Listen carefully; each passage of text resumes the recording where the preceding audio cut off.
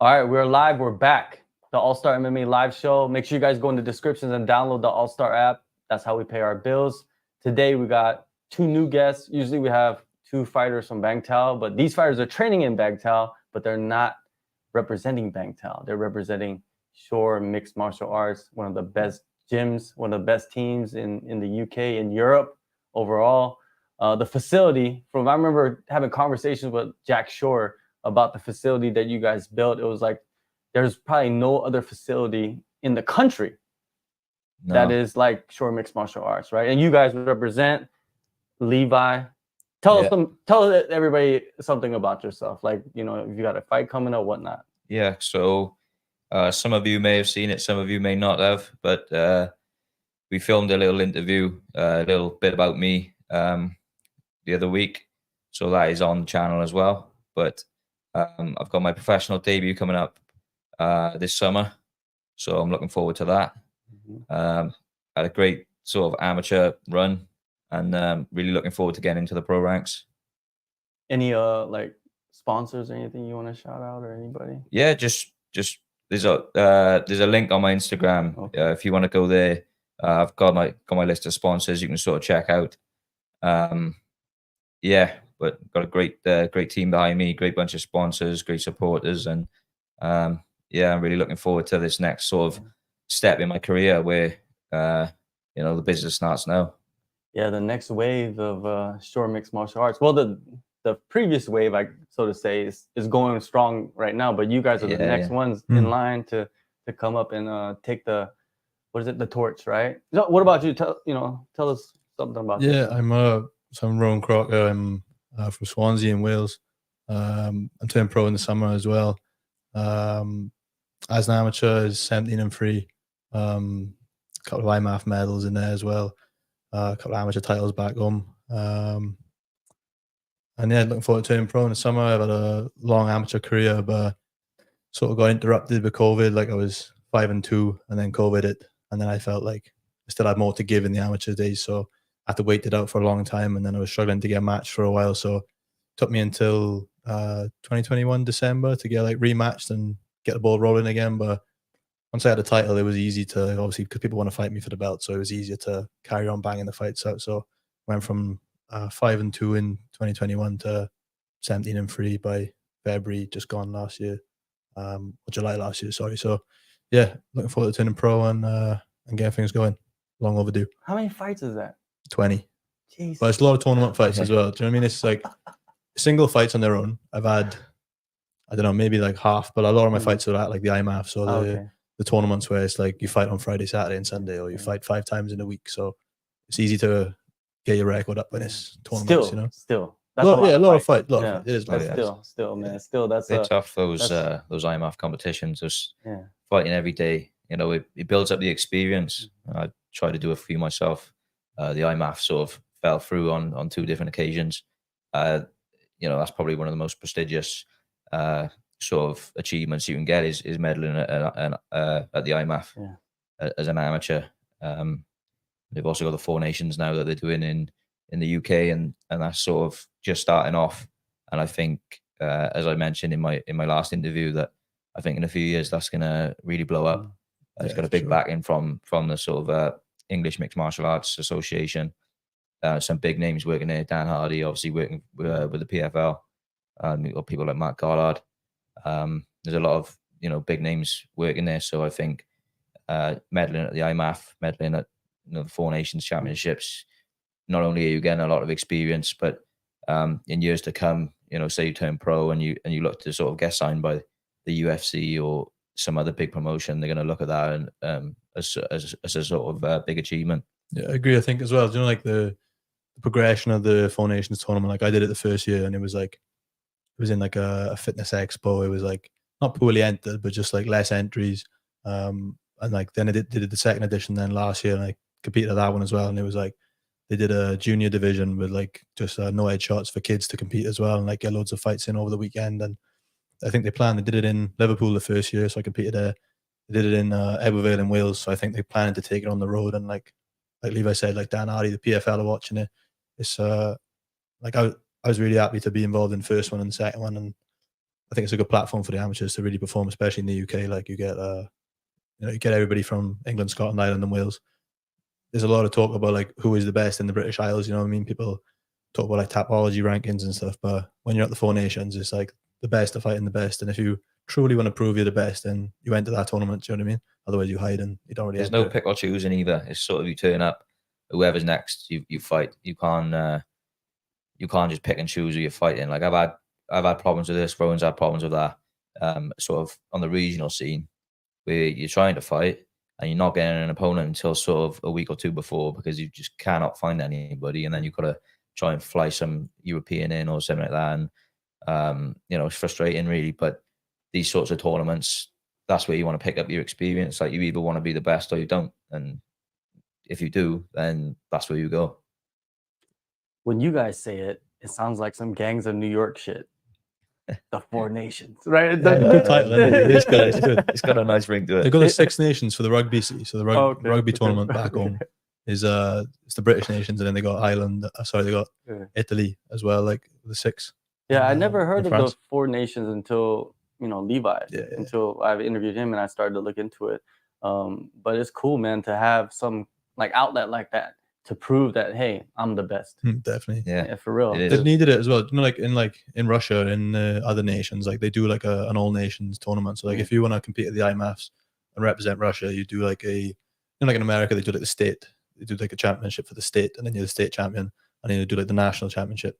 So they do the same in Russia. So if you're the best in your state, then you'll go and fight to be the best in your country, and then you get to represent your country at the tournament. So I think for the longest time in the UK, obviously because of the funding, but like back home, it's just if you've got the money, you can go to the tournaments. But like in these countries, it's all funded by the government, so it's based on merit. Like who's the best in the country goes and represents. And I think that's how it should be, like across the country. Basically, it shouldn't just be like who's got the money to go. It should be the best go and compete against the best in the world. So I think the Four Nations is definitely where that's going to be. Like, yeah, no politics. You know what I mean? None of that politics stuff. None of that.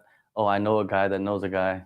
That's a matchmaking. Because you never know. This community is so small, and everybody knows everybody. It's like the 5-6 degrees of separation. Like I'll know you, and you'll know somebody, and they'll just rotate back to me somehow. You know what I mean? That's how small the especially here in Thailand, training banged out. So many people on the mats, and it's not until you actually look into who people are. You're also sort of on the same circuit, or they're in the position where you want to be, and it's all just one big circle. So there's so many IMF champions that come through here, and like just European champions. You know what I mean? Like a lot of European champions. Like of course Australians come out here too, but the European fighters you see out here a lot, right? And then they're so high level from Ireland, from Wales, from the UK, from Russia. You know what I mean? It's just such a big mix. Like you said, you don't know who's who because you're only focused on like what you're doing in your area, and then you meet someone from Russia who's he's like the Russian version of you. Yeah, exactly. It's a trip, right? Yeah. It's quite cool. Like with the IMAF thing, it's like obviously if you get to keep your gear. So like if you go like I wear my shorts, I have one, and then like I've made some friends here now, like just because I've been wearing the IMAF shorts, and they just go, "Oh, were you in Serbia in February?" And I was like, "Yeah, I was there. What did you do? Which division did you enter?" And I was like, "Oh, it's just obviously we're all in the same space, but obviously there's hundreds of athletes competing. You never meet them, but you come here, and if it turns out like I had a conversation and which after you in Romania, I did Serbia, and you just find out I was at the same tournament as you. But it's cool. It's a good community. I gotta be honest. Like the vibe at Bangtao is class for stuff like that. Like for sure. Everybody's helping everybody. Pretty much, it's a good environment, good community. Man. Let's get into some of these topics. Yesterday we saw Ilia Topuria, man. We knew that he carried some tremendous power, and everybody knew that was a possibility of an outcome, is him knocking out Volkanovski, right? Especially him returning, 4 months? Yeah. After he was knocked out by Islam with the head kick. And it seemed like this time around, the knockout was more devastating. Like he went out completely. Like the head kick was, he like just dropped, right, against the fence. It's when you think about like champions, and when you think about like pound for pound best, and all these things that we build fighters up to be, and and like it's almost like you're thinking that they can't be beat at a certain level, and then reality hits. You Definitely. know, father time catches up to you. The next level comes in. You know, Mm. he might not have fought the level of competition as Volk, but he's just as good, right? Because of the training, because of everything he's done for the past whatever years of, you know, his career has all come to that moment, right? And it's incredible that he can go in there and do that, because everything was against Topuria, right? Like Volk was becoming like a fan favorite now. Yeah, he was, and sort of in the build up to it, this whole old man skit that he was doing was you know, pulling in the fans, and you know, it's probably a bit of a sore subject for the majority of the MMA fans, but you know, Ilia got it done. I said from the start, if he was going to win, he was going to catch him in the early rounds. Like Volk is a dog, and if you give him the time, he's just going to work you. And I was expecting him to sort of wear Topuria down for say 4 or 5 rounds and then finish him late. But yeah, he did what he had to do and just caught him early. For sure, you know, the first round I thought Volk did really well. He looked like vintage, right? He looked like he was computing, right? He was like looking at like Topuria's movement. You know, he did get clipped, you know, a few times, but I think Volk landed more. You know what I mean? And he did more damage. Yeah, he You did can see more on the damage. face of Topuria, you know, he picked up a few scuffs, and you know, it's the fight game. It's the fight game. I do think the return time from the KO is probably just like Volk saying like the shot is the shot, but like just like the science side of it. I mean, you want to take at least 6 months after a KO, like your brain's been rattled. It is just a bit close, like to take another fight than to be clipped. Like your chin is obviously it's deteriorated even a little bit just from being KO'd. It's only 4 months. There's not a lot of time to let your brain recover, you know. So yeah, the thing about that is we don't know the science. We don't know exactly like when will the brain recover after a knockout. We have no idea, because some guys come back quick after the medical, you know, suspension or whatnot, and come back and they get hit and they look the same. Yeah. I think it's just after that, like after it was a big shot of his, a big kick, big finish, and then to jump straight back into training camp. Obviously, you're getting clipped again, and maybe not so hard, but like you do take damage in training as well, and then it accumulates over time. You get to the fight, and then maybe the shot like clips you might not have if it was a little bit time to recover. But props to him. It was a great shot. And you can't take it away from him. It was a great performance. Great performance. You almost knew that he was going to come with that combo, because he does it all the time. Yeah, and those hooks are dangerous. Long combos. Exactly. He and you get stuck along the fence against him. That's like the danger zone. Yeah, he said that in his post-fight interview. He's saying he knew that he was dangerous, couldn't have his back up against the fence, and you know, that's sort of the position he ended in. And yeah, because if you try to slip to the side, he's gonna come with the hooks. You're just gonna eat that somehow. You know what I mean? And just it's a horrible position to be in. I've been in that position with you know, Jack Shaw, Brett Johns, people like that sort of a little bit better than me and very good in what they do. And when they've got you pinned on the wall and you can't circle off and you can't get any space, it's a terrible position to be in. And if they're not shooting for takedowns, they're just gonna unload on strikes, and at least one of them's gonna land. Because you're worried about the takedown too. Yeah. And then exactly. you're like, damn, you know, you don't know if punches are coming or someone's gonna dip and put you on your back, right? Topuria, man, he's an excellent fighter, man. Jiu-jitsu black belt, has good wrestling, MMA wrestling. You know what I mean? It's not like he's terrible.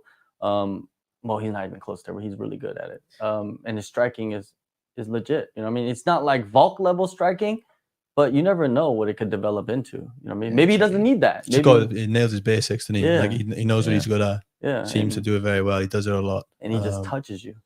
He's still fairly young as well. Yeah. He's like 27, something like that. He's been good for years as well. Like, you know, like even on the Cage Warriors circuit, like I can remember watching him when I was at the I think it was the day before I fought at the IMAF in 2018, and he was fought in Cage Warriors. He beat Brian Boulon. He just looked really good, even back then. Like, look, he's always looked like a bit of a a bit of promise about him from way back in the day. So I'm not surprised he's rose up the way he has. Like, it's been he just hit a streak, and he's come into the UFC and just cleaned up.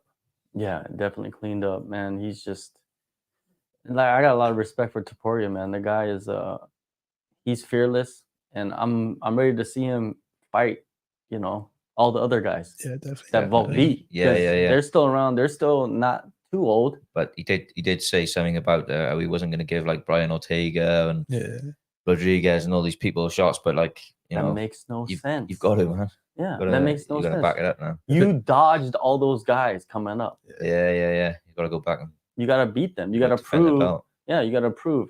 What do you think is going to happen though? Volk, obviously he deserves a rematch, right? But most likely now that, you know, we saw this 4-month thing happen, he's going to probably take some time off. I think he said that he's going to take some time off and maybe return at the end of the year. I think that's perfect for Volk. I don't think Volk's too old. The way he moves and his mind is, he's in his prime still. You know, he just got clipped twice in a row, right? Yeah, well, and I met Volk last year when I was here. I just had like a brief conversation with him and we were just speaking, and this was in the build up to the first Islam fight. And we were saying, like, you know, if you go in and you beat Islam now, is that going to be curtains for you? Are you just going to walk away?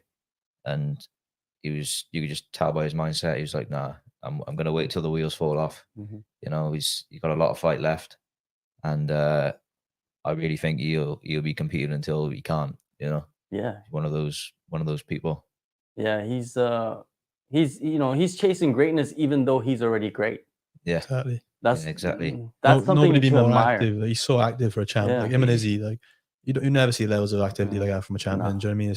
It's admirable to be so active as a champ. Usually you taking layoffs, they're sitting out, they're playing their position. Yeah. Haven't done any of that. He's just fought everybody in front of him, been a company man, stepped in on 11 days notice to fight Islam again. Like, you can't knock him. He's a legend, like legend of the game. See, we know that. We see that aspect of the sport and we kind of pay attention to those types of things. But the regular people that just watch fighting, just watch the UFC or whatnot, they're only looking at wins and losses and highlight reels. That's all they really look at, right? And, you know, maybe a clip on social media about someone talking shit about somebody else, right? That's what they see. We see pound for pound, one of the most complete fighters probably we've ever seen. Like, I put him next to, like, I don't put him next to like John Jones. I put him next to like GSP and Demetrius Johnson. I think that's like the level he was at. You know what I mean? John Jones is kind of like something separate. I believe he's special. Like, he's separate, right? He's just, I don't even, it's like I put him above Khabib and all that, right? Like, John Jones is special. Khabib would have eventually lost, I think. And John Jones will eventually lose too if he continues fighting. I think so. It's just a game. It's time, innit? Time beats everyone. Like, it's, you know, Khabib, if you go back to his career when he fought, what's his name? I forgot his name. Gleison Tibau. People thought he lost that fight. Imagine if he lost that fight, right? Then the whole, you know, aura of Khabib would be gone. Like, oh, he's 30-0, whatnot. You know, there would have been no 30-0. It would have been 29-1, right? So I don't think, like, to me, the emphasis on this unbeaten streak thing, no, at all. That puts too much. It's a boxing thing as well. Like, you know, like, you don't want to get to that point where it's starting to creep in now with MMA, but like, you don't want to get to the point where it's like you're 10, 12, 15, you know, before you fight anybody who's actually capable of beating you. Like, you never want to be, like, you see boxing, you know what pro boxing is like. You could be 20, you know, and then you get your chance to start like going through the levels. Like, what's the point? Like, MMA, you fight everybody, you fight who you're told, and if you're good, you'll stick around. If you're not, it comes out in the wash. I think that's the best thing about MMA is that the best fight the best, and there's no padding, there's no 20-0 records, but are they any good? Like, you shouldn't have to be 20-0 and still question, is he any good? Like, you know, you're 20-0 in MMA, you're like, Jesus, that's impressive. Yeah. It's like Shavkat. Like, he's a special talent. What is he, like, 18-0 or something like that? All finishes. Yeah, all finishes. Crazy stuff. That's insane. And he's fighting the best guys. Like, he's proven himself, right? Is he ready for the title? Who knows? But let's go back to Topuria. They're talking about the Real Madrid Stadium. And it's like new one. Yeah, the new one. It has the retractable roof, so the UFC is interested because they don't want to do open air. And Topuria could headline, of course. Like, he has 2.9 million followers. That's insane. For even before he was a champion, he was at like 2 million or something. Yeah, he's big. I think, especially after what he's just done, is you know, he's blown up into something else. Star power. And he's getting all these like McGregor references now, and I guess it's a good thing. You know what I mean? Now, you know what I mean? Because you're the champ, you have the belt. Now you have some power, you have some control, right? We'll see what happens. But Is Volk the biggest fight, do you think, that they can do in that? Or is there some other option? Like, let me give you some scenarios now, right? Okay, so Max is going to fight Gaethje for the BMF title, right? Yeah. It's pretty much, it's not really a weight class, it's just a title, right? So, but they're fighting at lightweight. So, like, let's say Max beats Gaethje, he becomes the BMF. Do you give him the first title shot? And is that a big enough fight in that stadium? Or is the Volk rematch a big enough fight? Or third scenario option, Sean O'Malley knocks out Cheeto. Sean O'Malley has some beef with Topuria. They've been going back and forth. Is that a bigger fight to put in the stadium? What do you think? That's true.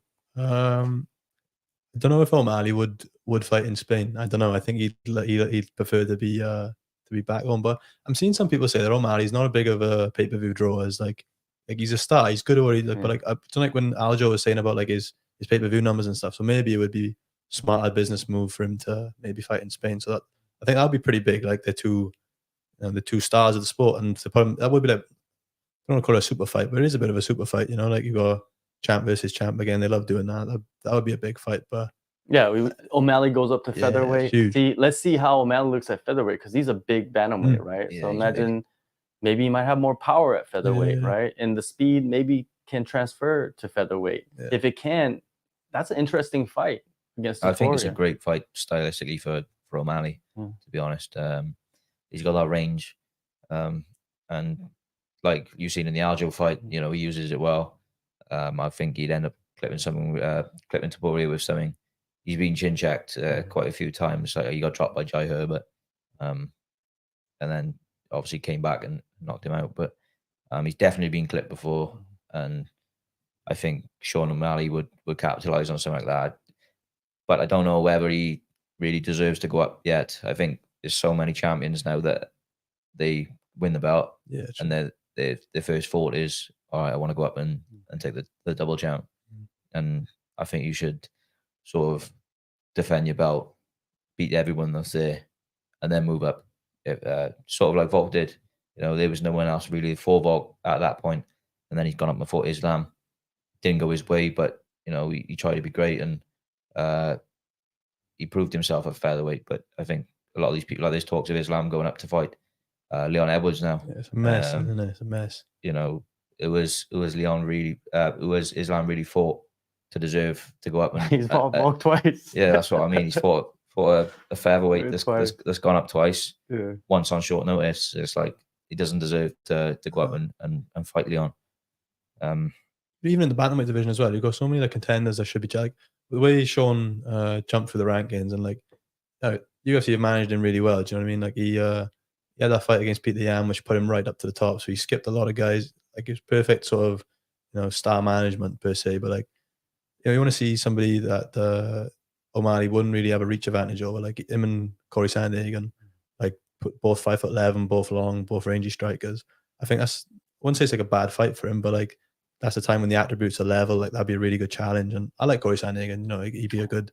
I think he'd be a good challenge for Sean. And you know, if you start jumping around weight classes up and down, it's a bit messy. Then you know, what are the divisions for then if it's not, because the rankings aren't based on merit anyway. It's about the press and who they want to put in the strategic position. So like, I think you've got to respect the divisions first and foremost. Like, I think Sandhagen's the worst stylistic matchup for O'Malley. Yeah, definitely. And I think they're gonna avoid that fight as long as possible. For sure. And Corey Sandhagen not being that popular, whatever that means, is really allowing him to dodge Sandhagen as long as possible. But if O'Malley's not the champion, eventually I think they will fight. But if he's a champion, I think they avoid that fight. Keep him away from him. Keep him away. Definitely. You've seen it happen in the past. You know what I mean? Like next in line should probably be Merab. Yeah. I think he's probably next in line. But again, how does O'Malley approach that fight? You know, Merab's a dog, but he got that power, dude. Yeah. I think that's a bad matchup for Merab, to be honest with you. To be honest, like Merab just plots forward. He's doing that first round on the weekend.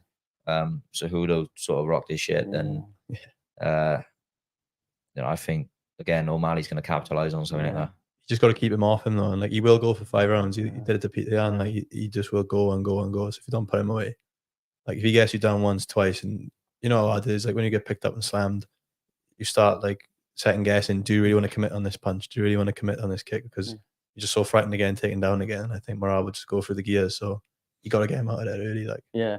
Also, O'Malley has been training for that style, I think, pretty much his whole career.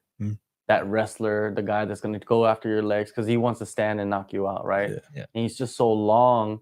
And also, I love his step back. Like, he has one of the cleanest step back counters you've ever seen in the game, right? Like, people don't give him enough respect. I think because of the whole persona. And like yesterday, you saw him in the crowd looking like a 70s porn star, right? Like, I like it. I think it's like, dude, do your thing. He's good for the sport. Like, you need people like that. Otherwise, it's boring. Like, you need personalities, and definitely it overshadows his skill a little bit because people just think he's like a dork. Like, but you got colorful hair, and like, I mean, people think he's not talented, but I'm guilty of it. When he was coming through the ranks, I was like, he's not really all this. But then he started to beat people that sort of had a bit of a resume themselves, and then he went and beat Aljo, and he proved himself as a worthy champ. Yeah. But I think he should stay at bantamweight for now and sort of clean out a couple of contenders, and then if the featherweight fight is still there, then go up and challenge it. But I think just stay in the division for now. And man, Topuria is undefeated, and he's the UFC featherweight champion of the world. Dude, imagine the confidence that he has gotten from knocking out Volk. Right now, sitting at home, just imagine his mind. Just no one can beat me. Yeah, it pretty feels you can go through anyone. Exactly, because Volk was the pound for pound for years. You know what I mean? You just took him out second round. It's tough to prepare for that as well. Like, like everyone don't really think you got a chance. Everyone thinks this is the GOAT. You're fighting the GOAT. Like, fair play to him for staying solid in there and being confident. Because I think he was saying in his interview that when Volk was catching him, he was like going like, "Oh, hey, he got you there." But then Ilia was just like, "I'll get you," and he stayed calm. Like, and composure was there. It was mature performance from him. In fairness, like, very mature. For sure. Yeah, he's a star. They want, the UFC, they want stars in new markets. He's opening up Spain, Georgia. He's born in Germany. Like, like he's from all these different countries, I guess. But yeah, like if they could sell out a stadium, they're gonna put all their chips on Topuria, man. That would be the new guy. Like, yo, you're gonna push Europe. You're gonna be one of the guys pushing Europe. You're bigger than Leon. Who else is a champion from Aspinall? You know what I mean? I think Aspinall has a chance to become pretty big. He's still super young as a heavyweight. He has pretty good charisma. You know what I mean? He's kind of like the regular dude, but he has banter, right? Banter, right? Like when he did that interview with that Nina chick. He said something. He says a wild shit, dude. He's brilliant in fairness. I loved it. It's just like, that's the banter you want. You know what I mean? Like, you like that. Like, I enjoy that stuff. But Tom, he's like being himself, and you can enjoy like his interview. Real. Like a Whittaker type of guy. It's just what you see is what you get. But Tom just has maybe because he's a heavyweight, and he could just go out there like the Sergey fight, right? Come on, that was just like Sergey was the murderer. Everybody's like, he's the murderer of the heavyweight division. You know what I mean? Like, he's he's took over where Francis Ngannou left. You know what I mean? Like, and then Tom just goes in there and just cleans him out. Yeah, it's Tom.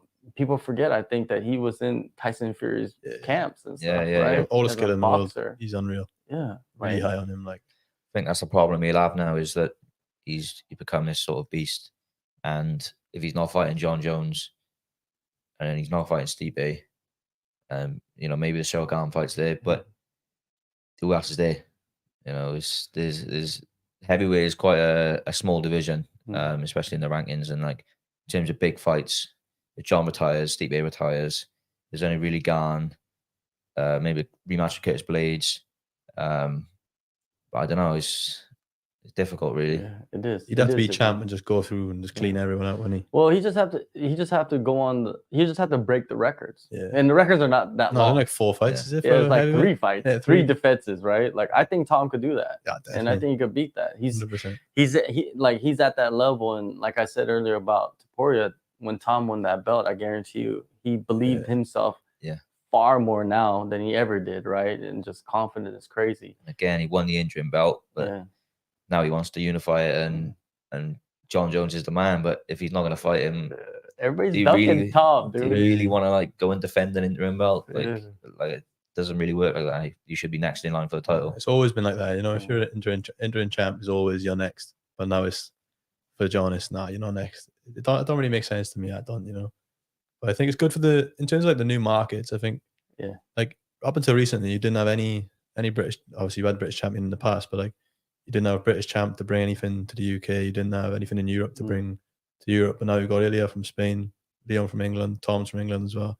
I think you're probably going to see a lot more UFC cards. Like I think there's whispers of like a UFC Manchester coming for the first time ever. Like it's brand new. So like hopefully this pushes the European sort of scene. I think in the right direction, like because we get more stuff in. Yeah, you guys have a lot of like, well, you're part of it. You guys have a lot of young talent as well coming up on top of like guys that are established right now that are coming up in the rankings. We're just talking about the UFC, but in the rankings, yeah, there's a lot. You know what I mean? Well, talking about one of them is Ian Gary. You know what I mean? Like he's 14-0.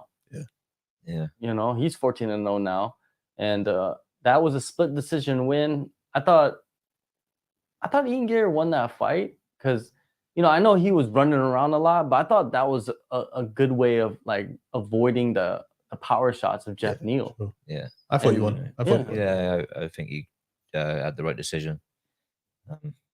Was it 30-27 times 2 and then 29-28 for Jeff? Jeff, yeah. I thought that was a bit dodgy. I think Jeff definitely won at least one round. Like you can't give him nothing at all. Like, that's what I found a bit suspect. Like I was expecting like a 2-1 round split each way, but to say all 3 rounds for him, that was a bit. I don't know. I didn't like that one. And judges, man, it's tough as well because like what you score as well. Like we were saying this, we were watching it live, and it's just like sometimes what you think you're watching, and then when you're there watching it, it's always feels a bit different. Like and well, I think when you're like cage side watching it, you get to see what is really damaging or what's not. If you're watching closely enough, if you're just watching, you know what I mean? If you're a judge, you should be focused on the fight only. Like you should be zoned in, you know what I mean?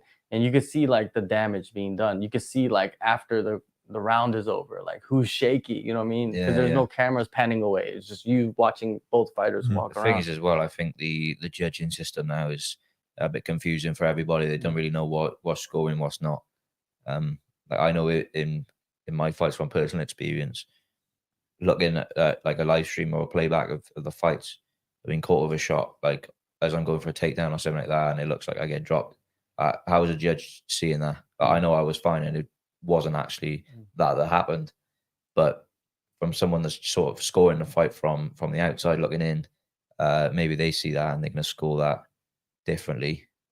You know, it could be sort of tough to, you know, people say people got robbed, and I don't know, it's a bit of a weird one sometimes. It's murky as well because like, we were watching, you know, with the first round against Costa. So like with the scoring criteria, it's supposed to be damage is ranked as the highest. So if we have a fight and I jab you like over and over and over again for a full round, but you land a massive shot and crack me, you're in theory supposed to have won that round. So like Whittaker's first round, I think he definitely won the first round, and then right at the end he gets wheel kicked and probably the most significant shot of the round.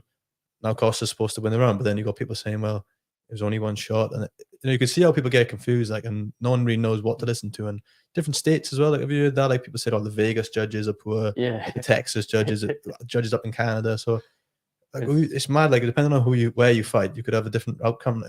Well, the rules are different too, right? The in-cage rules are different in certain states in the U.S. and then Canada as well. You know, PFL doesn't even have elbows.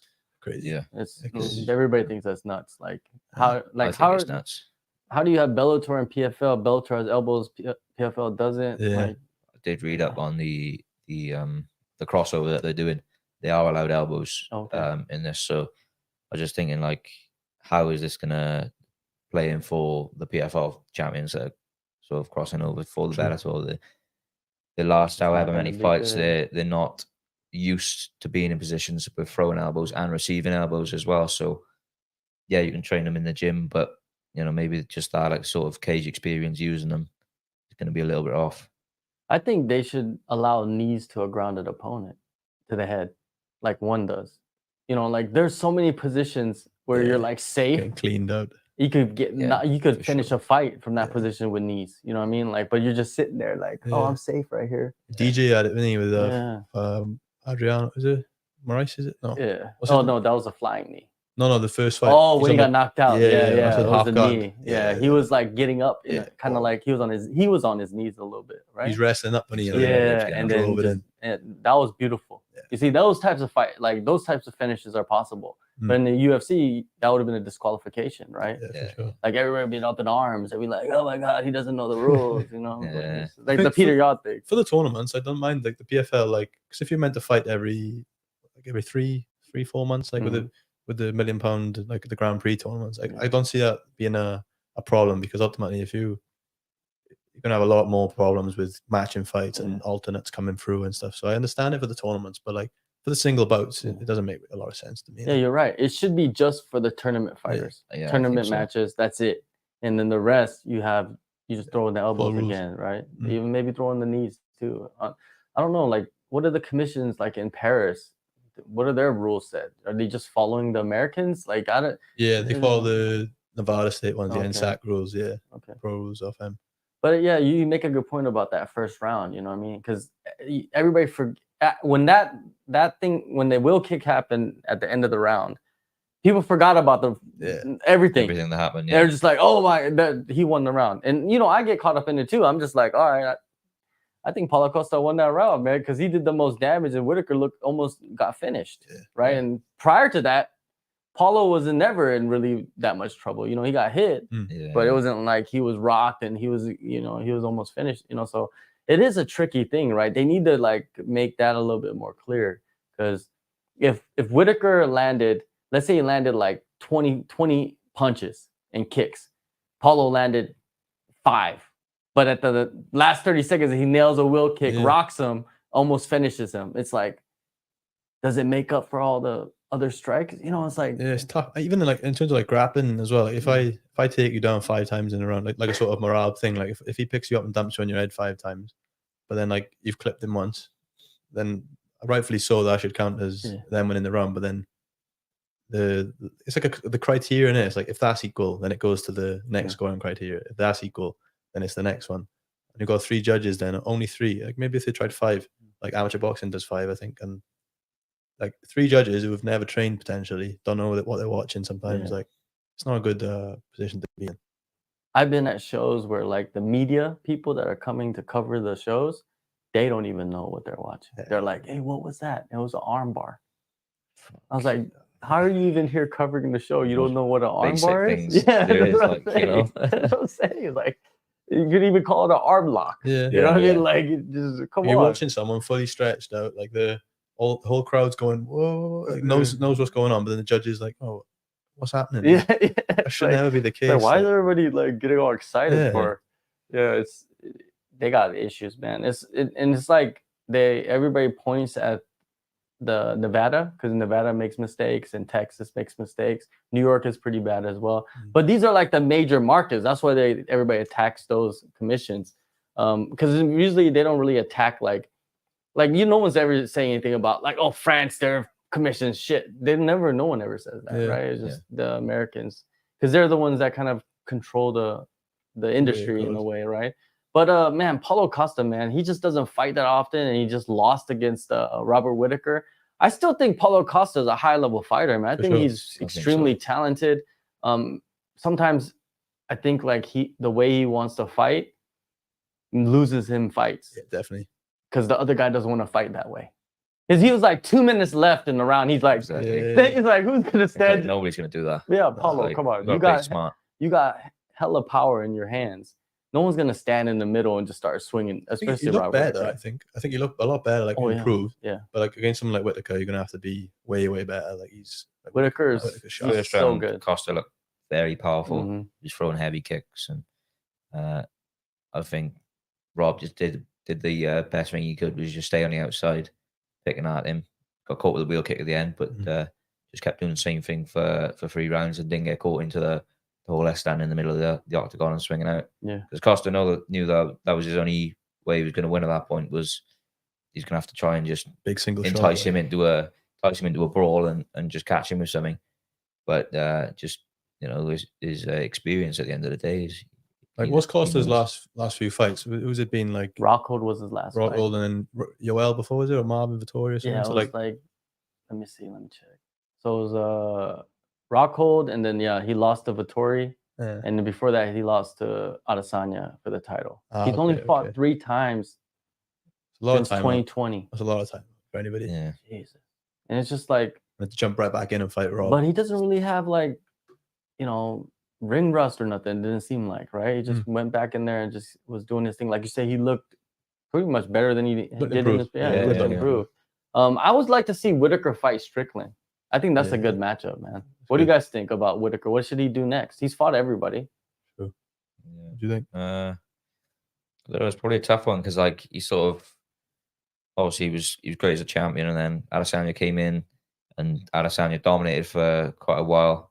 And I think that the middleweight division's been very interesting recently. Obviously, you've got Strickland was champion, beating Adesanya, and then you've got Duplessis, and now he's champion. And there's been a lot of turnovers in the belts, and I think there's definitely potential for Rob to go back in and maybe go for a #1 contender fight with Strickland, or I don't know, whoever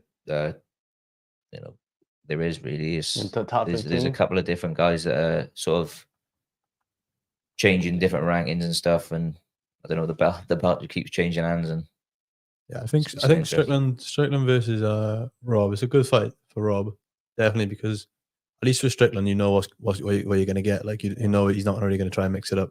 You know he's going to try and plod forward, and he's fought everybody pretty much in the top 5. Like he fought Duplessis, fought Adesanya, with Cannonier, Vettori. He just fought Costa. That's like the top 6 right there. Brendan Allen's number 7. He hasn't fought him, but I don't think he's gonna want to go backwards.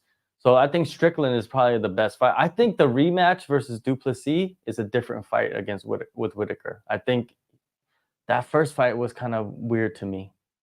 I think Whitaker will do better if he actually fought him again. And Sean Strickland did a lot. I thought Duplessis was going to run through Strickland. That's what I thought. I thought he was going to fight way better than he did. He barely won that fight. Some people thought Strickland won that fight. Yeah, I did. Yeah, you see, like if Strickland was walking out there as the champ, I would not be mad because it was such a close fight. But that's not the narrative that the UFC doesn't want Strickland as a champ. Nah, of course not. They want South Africa. Yeah, that's why they got Duplessis. They want South. Now they got the fight with build up with Adesanya. Adesanya, right? Huge. Big African card. And then you put Strickland and Whitaker, later this year as well. Whoever wins that fight, there's a lot of people sleeping on Cannonier as well. He's sort of dark horse of the division at the moment. There's a lot of talks of who's gonna fight each other, but his name's not really being mentioned. Yeah, but he's still in the mix. Well, he wants to fight Hamzat. Hamzat's sitting at number 11, and they're already talking about him with title shots and shit. And I rate Brendan Allen as well. Brendan Allen's good. I think Cannonier is a great fight for Hamzat next. Really. Yeah. He's a top 5 fighter. It proves himself as a middleweight.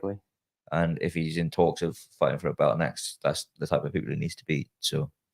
How about Jack Hermanson the other week, proving himself? Really good. Really that nice. He's still a contender. You know what I mean? I love seeing that happen to guys because people threw him in the trash. So many people, they were just like, Pfeiffer's going to smash him. Like, he's going to knock him out. You know what I mean? And Hermanson, man, imagine how much pressure he had on him. Yeah. Just like, this is a main event against like this guy that they're trying to push. They're pretty much saying like, you lose this, we're going to push you out. Yeah. And he just goes in there and he looked really good. Yeah, mature performance again. Like just jab, low kick. Just took all his options away from him. His class, like fair play. Ian Gary, man, he wins 14-0. He wants to fight Colby Covington. I say give him Colby Covington because Colby should not be fighting anybody in the top 5. No. Be good build up as well. That would sell. That's gonna sell. Like you know what I mean. All the stuff about his missus and his kid and all the rest of it. Like the rest, but like. That's guaranteed eyes on that. People really hate his misses, man. Yeah.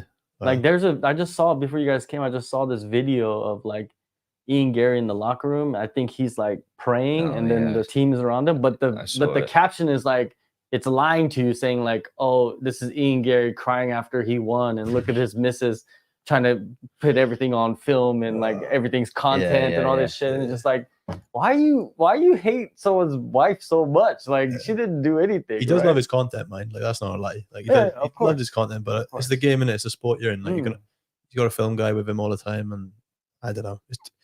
It's the day and age you're in now, and it's like you do need a content guy with you all the time. And some people aren't gonna.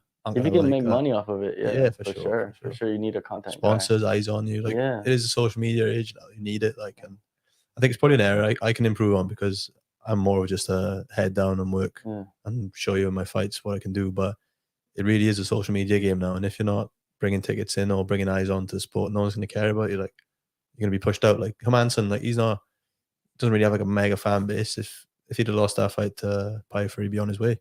Yeah, exactly. Like you said, because he doesn't have that following. If he had a following, then they would have kind of just kept him to fight other guys, right? But he doesn't have the following. It's not really that popular. Great fighter, just It's kind of what they said to Colby as well. It was like you can keep winning, but you're boring and no one cares about you. So I heard that was a lie too, though. Is it? Yeah, that was all created. I heard that he would like that. He just made that up, or the team that he had created that narrative. Yeah. Because even before, because he talked about the story of how like he went to Brazil and then they told him like, we're going to cut you if you win or lose. And that's what he did. But before that even happened, he was already talking like he talks now. So what is it? Is it, because I thought he just broke into, he had the Brazil fight and he just went nuts on the mic. Yeah, me too. I had no idea either. Because I didn't think he was kicking off in interviews after that. Like he was all respectful. He was always like a good normal guy. And then just went nuts on the mic after the and just fight. Like people hate me, so I might as well just go 100% into the hate, right? And that's what he's doing even now. You know, a lot of people like this foot injury thing. People are telling me that it's all a lie. Yeah, it's all made up. You can't, and the thing is, because everything is the act, you can't even determine what is real with him. So how can you feel any sympathy or anything for him when you probably know it's either a lie or he's trying to play a position somehow? Like, so I don't know. There's a video. There's a video of him somewhere in an airport. I don't know if you've seen it, but he's being like real. Oh yeah. And he's speaking to a fan, and it's giving him solid advice. Like, but I don't know. Like on the flip side, you got Strickland, who is completely 100% uncut, raw himself, and everyone loves him just because even what he says is quite outrageous, and I don't agree with it by a long stretch. But like people love the fact that he is just down the middle, and he's not playing a role like Colby. Like, so I don't know. Yeah, he's playing it up. I think. Well, Strickland, he's playing it up more than he used to, right? Yeah. But Colby, he's just in character. Like you said, nobody believes what he says, but the thing is, it doesn't matter if you believe it or not. They're going to write stories about it. They're going to make clips, and it's going to be on social media about it. That's what Colby wants. Yeah. You know what I mean? And it's just automatically happening. Like, he doesn't have a content guy. No. Because he just does an interview, like 3 interviews, and the content is just created through like whatever he says, right? The dumb shit that he says. Sometimes. He's perfect for a company. Like if you're the UFC, like you might hate what he says and what he does. Like obviously a low blow with Leon's old man in the press conference, but like if you're a company, your eyes are opening, the money bags are in your eyes, like because he's exactly what you want out of a fighter, to jump on the mic, get in interviews, like cause a ruckus at the press conferences. It's exactly what the sport sort of not needed, but what the company definitely wants for their fighters.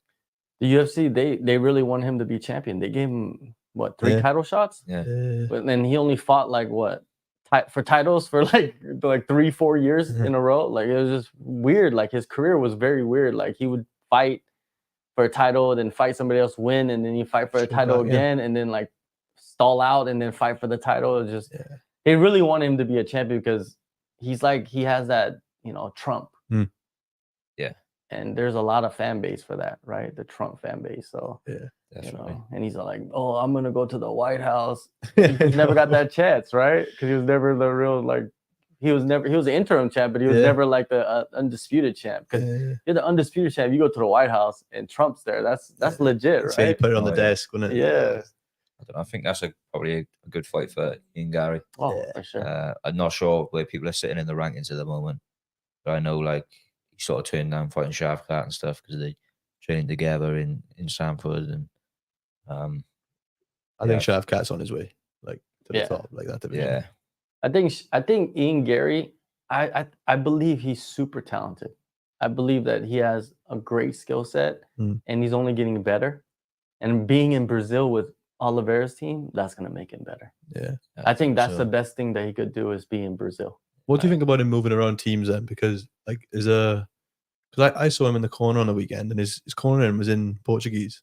Yeah. So I don't know how good his Portuguese actually is to. I saw the what is it, the embedded, right? Yeah. Yeah. And he was speaking Portuguese, Yeah. like with the team and stuff. So it seems like it's getting better, you know. Because we were saying when he went to the corner, and is it Diego Lima, the main head coach, and he's like running and he's speaking in Portuguese. I was thinking, surely you want to learn your first language if you're getting cornered in the middle of a fight. Like, for sure. Yeah, without a doubt, you want your first language, right? Because obviously he moves around. It's like a bit of a boxing approach, and like the changing camps quite frequently. Well, you always hear things, you know what I mean? Like, you know, you hear things, fighters hear things from the fighter grapevine, right? I hear things from all the grapevines, right? So you just hear like the stories from like his beginnings as well with his original team and what happened with that. Yeah. And then he goes to some teams in the UK and what happens with that. And then he goes to, you know, Killcliff, and next you know, he's fighting his own teammate that he's been training with for the past couple of years. And then now he's with you know, Sutobox in Brazil. I think Brazil is the best because in Brazil, I think they'll accept them. I don't know if I'm right by saying that. Maybe they'll accept them with more open arms than like the European teams would, because they already experienced him. Like they already heard it through the grapevine, and the Brazilians don't really know him as I agree, as you know, well, maybe they don't even pay attention to like what's going on, and they just know him for like when he stepped in the front door and just like started working and training with everybody, and they love him. You know what I mean? If he stays there, that'd be a good fit for him. Yeah. He already has the blonde hair, so he's fine. You know, it feels weird to see him without the blonde hair, like because they all dye it for the fight week, don't they? The whole team like gets the dye done. Because Oliveira was on the embedded, and he didn't have the bleach, and he looks completely different when he hasn't got the bleach in. Like he's not ready for war. You know what I mean? That's what it is. He wants to get that. His fight Arman now, isn't it, on 300? Oh man, it's a great fight. That's a huge fight. It's a great fight. That's a lovely fight. I love that fight. Yeah, so Ian Gary, man, you know, sometimes like on Twitter, you know why Twitter is fun? I don't really go on Twitter too much, but during UFC events, I'll usually like tweet stuff. I've seen you come up on the screen. Yeah. And then I'll like write ridiculous shit sometimes, just on purpose, just to get people angry. Yeah. Like, oh, fucking, you know, Henry he definitely won round 3. You know, he said like that. You know what I mean? I didn't write that. I'm just saying like I'll say stuff like that. So and even I wrote like Ian Gary. You know, he's a future champ, man. The dude has an extreme skill set. He has a great mind to block out all of that and win a fight. You know what I mean? Like most people would break under that pressure of like all this attacks and shit like that. But he doesn't, man. He's ice cold. But yeah, just it's fun. You guys should get on there. The fighters should all get on there. Just fucking talk shit. Definitely. Like, because that's what Twitter is about. And people attack you, but it's just like you don't pay attention to it. You just tweet your own shit and leave. That's what I do. Or if someone attacks me, I'll just be like, you know, I just say something like, you know, get out your mom's basement or something. You know, just whatever. You know, don't worry. Why are you mad at me? Why are you mad at me? Like, even like with Oban's fight on the weekend, like, you know, people in the comments like you just can't win. Like, you know what I mean, you fight and win, but they call you this. You fight and they want you to go out there and have a bloodbath, and then you lose, and then you shit because you've lost. Like, you literally will not win anyone over on the social media these days. Like, no. Especially you got disgruntled fans attacking you, and then you got the gamblers attacking you. Those are two different demographics right there. Ruin my parlay. Like, yeah.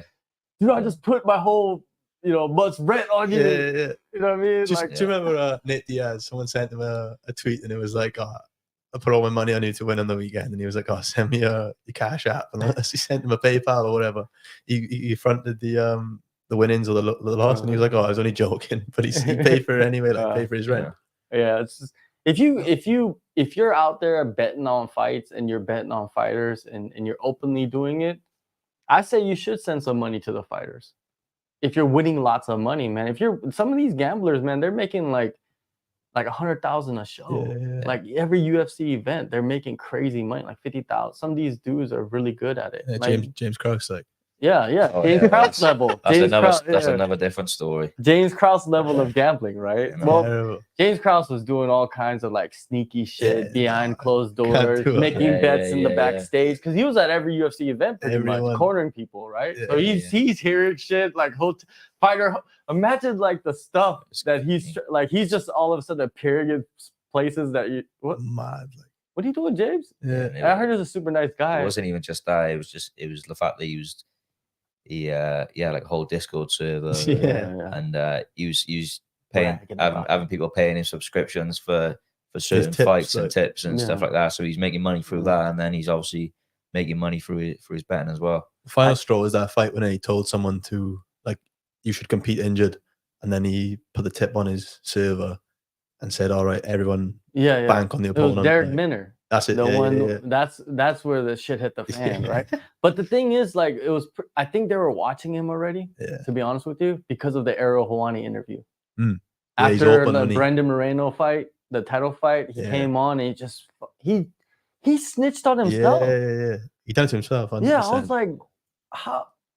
Like, dude, you're definitely working with criminals because you're Yeah. betting crazy amounts of money. There's some kind of criminal activity Mhm. behind the scenes involved. Don't those people tell you like Yeah, you should not be out there? because he could have kept that up for Forever. forever. Like, no one would have. Just keep yourself quiet. Yeah. Don't, like, but the dude was like buying properties all over the city, driving around Rolls Royce. Mm. I think he had 3 cars. From what I heard, is he had a Rolls Royce, he had a Ferrari, and a Porsche. Like, Nice. you're So coaching. you're gonna get You're a coach. Yeah, exactly. Go You're to gonna your get found coach. out. Go to your coach back at home and say, "Coach, That's it. where's your Rolls Royce?" Yeah, exactly. your Ferrari? Exactly.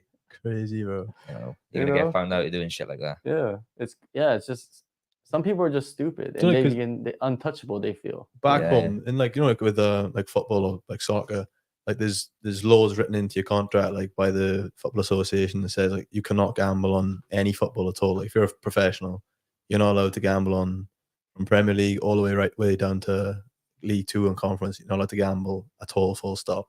Hmm. And then for the UFC, there was just nothing in place for that at all. So we could have just carried on going and going and Yeah. going. There was Yeah. no rule against it. But now they've obviously got the legislation in place now that you're not allowed to gamble. That there's gonna be. I've heard things behind the scenes. If you remind me after the show, I'll tell you. Okay. Okay. But I've heard things behind the scenes of just talking with people. You know what I mean? From here and there, everywhere, and yeah, it goes. There's some wild shit. Yeah, Like, it's nuts. you guys will probably want to know those things. Oh. I can't reveal. It's a it on new the sport show. as well. That's the thing in it, because it's Yeah. so new. Like, Yeah. there's so many different avenues that Mm. people just don't consider sometimes. Like with the gambling on, because how many fighters are getting paid like 10 grand and they're thinking, "Oh, I made it just bank it all on myself and double my money potentially." Like, Yeah. loads of fighters back home who will put their entire purse on themselves. Yeah. Floyd Mayweather done it before, I think, put a massive lump on himself to win, but they're not allowed to do it no more. So it's all gone, all because of James Krause. Well, maybe. Maybe. Who knows? No one's watching you. Let's talk about Elliot, man, and his performance. I thought this was a tough matchup for him.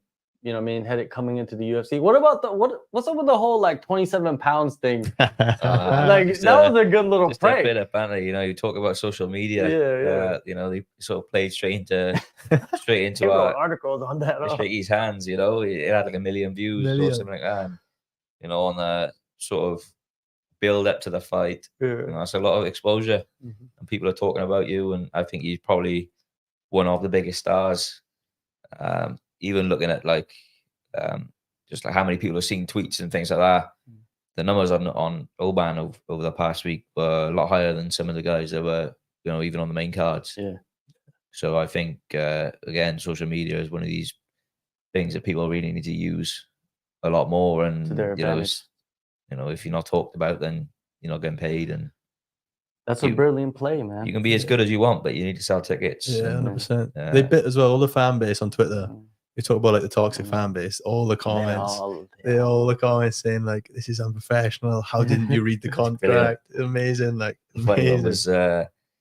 Was when Shaky put on it. Some guy was like, "Oh, how can you do this?" He was like, "Oh, no worries. We've only had one person die out of the team that done this protocol. It's worked every time." Yeah, the protocol. He's like, "Oh yeah, it's worked every time, but once." Like, how many people do you have on your team? He's like 2. So he's like, he said, "Oh, the one that died wasn't very good anyway." So it wasn't much of a loss. loss. They're like, "Who's your, nutritionist?" They're like, the fight dietitian. You know what I mean? Like, he's the best. Yeah. It's class. Like, and I think in terms of like No, you're getting clicks on you just from literally playing a prank. I think he had a news article from the Daily Express. Yeah. Literally, That's what I saw. just wanted to jump on it and, Yeah. and publish it first. Like, didn't even matter if it was They true didn't or even not. fact check or No, nothing. nothing. That's how lazy. Nothing. Like even like the big publications are like they're just like, oh, it must be right. It's on social media. It's from his coach. Exactly. Like that was great. You've been given a contract to fight in the biggest organization in the world. You're a professional athlete, as if you're gonna miss the fact that the weight class was wrong. No, people are bite on anything. Stupid. Because they're so happy to be like to tell you you're wrong. Like that's the thing in it. They really want to reinforce the fact like you're an idiot for not reading your contract. Are you being serious? Like nobody would ever possibly think, oh, this could be a joke. Like, they have no idea what even is in a contract. But they're like, you should read your They have no idea. Come on, get out of here. But Oban, man, I thought he did pretty well for under the circumstances. He had a pretty tough debut opponent. Like Woodburn cracked him. Yeah, you know what I mean? Cracked him hard, but he came back and pretty much won the rest of the fight, man. Just did what he needed to do. Wins a win at the end of the day. I thought he was gonna finish him in the first round. When he took the back, he had a lot of time to work with, and you know, I thought it was done at some point, but obviously they went into the second round and just did what he needed to do. And at the end of the day, as long as you know you get that green tick on your record, nothing else really matters. Not at all. Yeah, when you look at this card, you know, I mean, it was a solid pay-per-view card, but I think when we look back at this card, we're gonna see that we watched a lot of like high-level prospects, like Oban, Danny Barlow. That dude is slick, right? And he was making his debut. He's undefeated as well against Quinlan. Quinlan's really good striker. He worked him, and he broke his arm in the first round and still fought. Finish. What a crazy! And then the Chinese cat. Yeah, good Yeah, shot. the light heavyweight. Calling out Pereira. I was like, what are you doing? But do it, you know. Joe Rogan was like, don't get ahead of yourself. It's just like, what is it? Someone's gonna write an article, right? Guarantee you, in China, they're gonna go crazy on articles, right? They'll be like, you know, he calls out the champion. And Chinese people probably don't have no idea who Alex Pereira is, but it's like he's the champion. They got a massive push now from China. That market's coming. Like if you're a Chinese fighter and you're good, you're guaranteed the UFC's after you. Guaranteed the UFC's after you. Lee Kai Wen, he trained here. Did you guys see him? Probably not. Lee Kai Wen is a Chinese fighter, but he's like all tatted, neck tattoo. He looks like Drew Dober and Cody Garbrandt had a child. All right. That's what he looks like. But he's Chinese. Is he still here now? No, he's not. He was here for his camp, his original camp, and then they delayed the finals for the Road to UFC because he was in the final. Yeah. But he lost by submission to his teammate. He was fighting his teammate. Oh, no way. Yeah. Same gym. Same gym. Wow, crazy. That's why he was in Bang Tao training, because they couldn't train together, right? So, but yeah, he fought. But he has an exciting style. He can speak English, and he has banter. He has banter, like he'll be like, "Fuck you, fuck," like he'll like go off, right? I enjoy it, but he lost. You know, he's gonna be. I think he's gonna end up being in the UFC. I think that's very important for a lot of fighters as well. Is speaking English. Yeah, for them, I think that's a big market people are missing out on. Yeah, you know, there's a lot of people that sort of came into the UFC, didn't really know how to speak English, using translators and stuff, and that's it. You take a big hit on your marketing then as well. You know, it's tough to market if the majority of the fan base then I would expect to be English talkers. So Islam done well to learn. Like if you see him talking a couple of years ago, he's perfected it pretty. Now he just talks shit. Like he's good at it. Habib was great at it too. You know, he had his own style. Even that Japanese kid that fought, Rinya Nakamura, that kid is good too, man. He's undefeated 9-0. There's some good prospects, man. Anthony Hernandez, class, dude. He looked great. I think he's gonna be title contender. He has that endless cardio, just the pace that he puts on people. I think he could do that to a lot of guys. Yeah, does his job every time. And he just comes out. I watched him at his first fight when he beat Rodolfo Vieira and he tapped him. Just couldn't believe what I was watching, but he does that to everybody. Like, and I don't. Him and Brendan Allen would be. I don't know if they fought. I don't think they have him and Brendan Allen, but that'd be a good. They did fight. They have fought? I think on the regional scene for a title. Let me go back and look at this. Let's see, Brendan Allen. Oh yeah, he beat Brendan Allen. He did in a five round title fight in the regional scene. That's But the what I'm watching. rematch would be good to I'd be see. sick to see now. Yeah. Oh, yeah. Yeah. The rematch would be good to see. But right now, man, Brendan Allen's or what is it? Anthony Hernandez 6-2 in the UFC. He's on like a 5-5 win streak. Yeah. He's looking good, isn't he? He's looking good, man. His style is crazy. And he's not the most like admittedly, he's not the biggest athletic or he's not the most No. shredded guy, but like he's skilled. He So knows skilled. his skill set. Yeah, He yeah. knows like what he possesses and what he could implement on his opponents, and he just does it every time, doesn't Yeah. he? He's class. It's like a washing machine. He just, he just rinse and clean, just Oh, dump them, rinse and clean, just like it's like the same thing, but you can't stop it. Oh. That's the wildest shit, right? Like someone has the same approach, but you can't. It's like Habib, Mm. same approach pretty much every single time. You just can't stop it. You know what he's coming to do, but yeah. just try and stop it. You can't. It's like it's like, oh no, man. That's to me, that's the most phenomenal. But eventually, someone figures it out. Yeah, it's true. And somehow maybe you don't go into the fight the best you feel, and then that person has figured you out and knows kind of like what needs to be done, and you might not have that little extra strength that you need. It's missing that night. That's fighting, right? Like sometimes you just go in there and just like something's missing, but you still got to win the fight with what you have. It is on the day. It's on the day every time. Like. So when people lose, you can't put too much onto that. It's like if they fight 10 times, most likely it's going to be 50-50, right? Because these guys are just so high level. But yes, it was a good event, man. I really enjoyed the fights, man. Good. Even like, Junior Tafa stepping in on like 1 day notice to replace his brother. Fair play to him. Like, yeah. I think I heard it was a knee injury or something like that. Yeah. But it's pretty insane, man. Tafa brothers, man. And I know those boys, they'll fight. Yeah, they'll fight on a 6-hour notice. They don't. No, they'll fight on like they're cornering that night and then say, "Oh, we got the main event dropped out. We'll pay you this much. You want to fight?" They'll be like, "Fuck it." Yeah, and they'll just go get in the scrap, right? Like the Samoan boys are they're down to fight. Yeah, they're down to fight every time. It's part of their culture, man. It's a good next couple of pay-per-views are really good as well, I think. Yeah, the next one is $299, right? But then today, right, or not today, after 298, like a week ago, I think they said like Dana White said like we're gonna announce the main event for UFC 300. It's gonna be, it was the buildup was like all this like it's gonna be something that's gonna blow your mind and all this shit and Dana White, I respect Dana White a lot, but he lies all the time. Like he's pretty much like level lies of like Kobe Covington. Like he'll say one thing one week and the next week is like something opposite of what he just said, right? So it's like, can you believe him?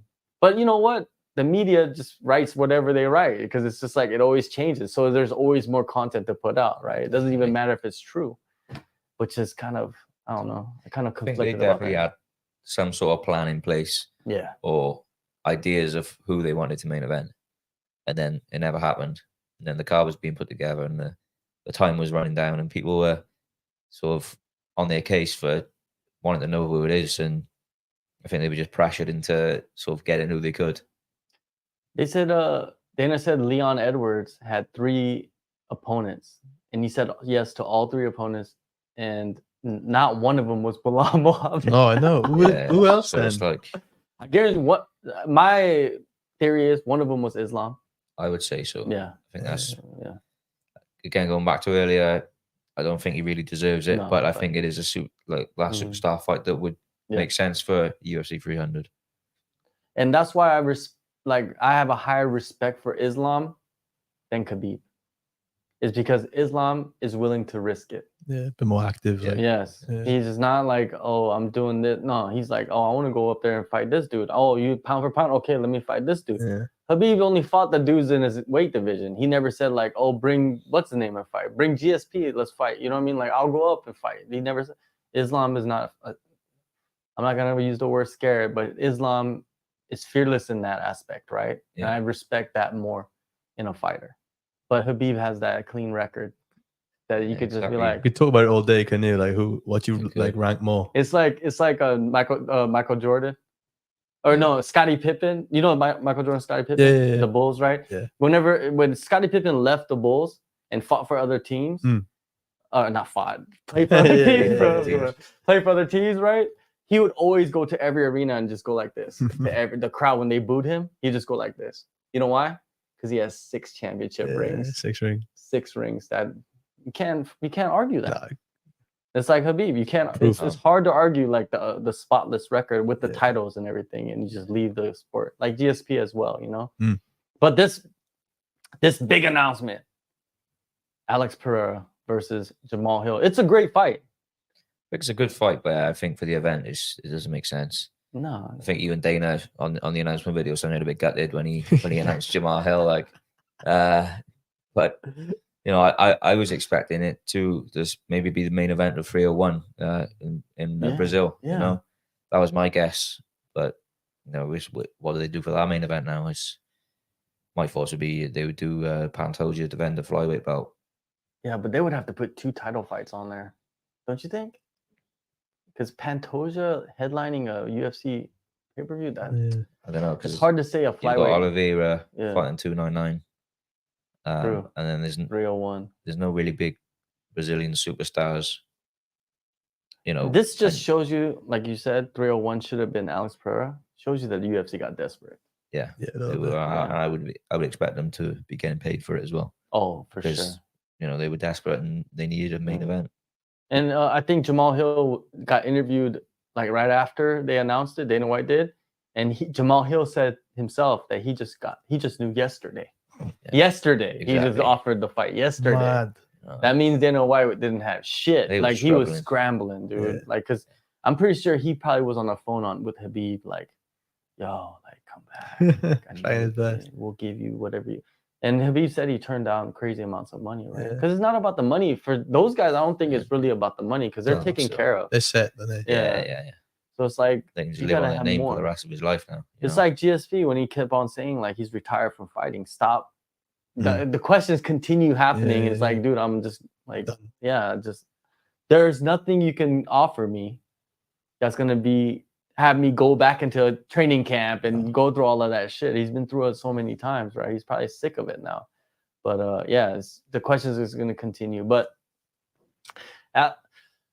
I was thinking like, man, they're gonna do like some special like thing. Maybe they'll tweak it, like they'll create a new division or something. You know what I mean? Like there was all these rumors flying around about it, but then I'll still watch it. You know what I mean? It's not like I'm not gonna watch. It's a good card. There's a few good fights on there.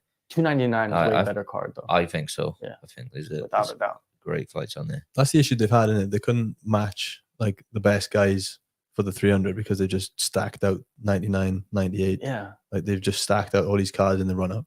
I don't think they would have had this issue in the lead up to 200 because I don't think they were putting on as many fight nights and pay-per-views like back to back stars on. Like they weren't doing that for 200. Like, I don't think like 199. I think was Bisping and Rockhold maybe, or Cruz and Faber. But like for this, they've just put like all their stars out early and 298 and 299 left them a bit lackluster for 300. Like it's still not a bad like regular pay-per-view though, to be honest. No. Yeah, it's because you got 3 title fights. Yeah, nuts. You know, people felt underwhelmed. You got 2 title fights in the BMF. Yeah, the BML. But yeah, it's a great fight though. Like, yeah, Pereira Hill. I think that's gonna be violence, dude. It's gonna be chaos because those dudes are not gonna be clinching and wrestling at all. Going for it. They're gonna be going for it. There's still one more fight to be announced as well.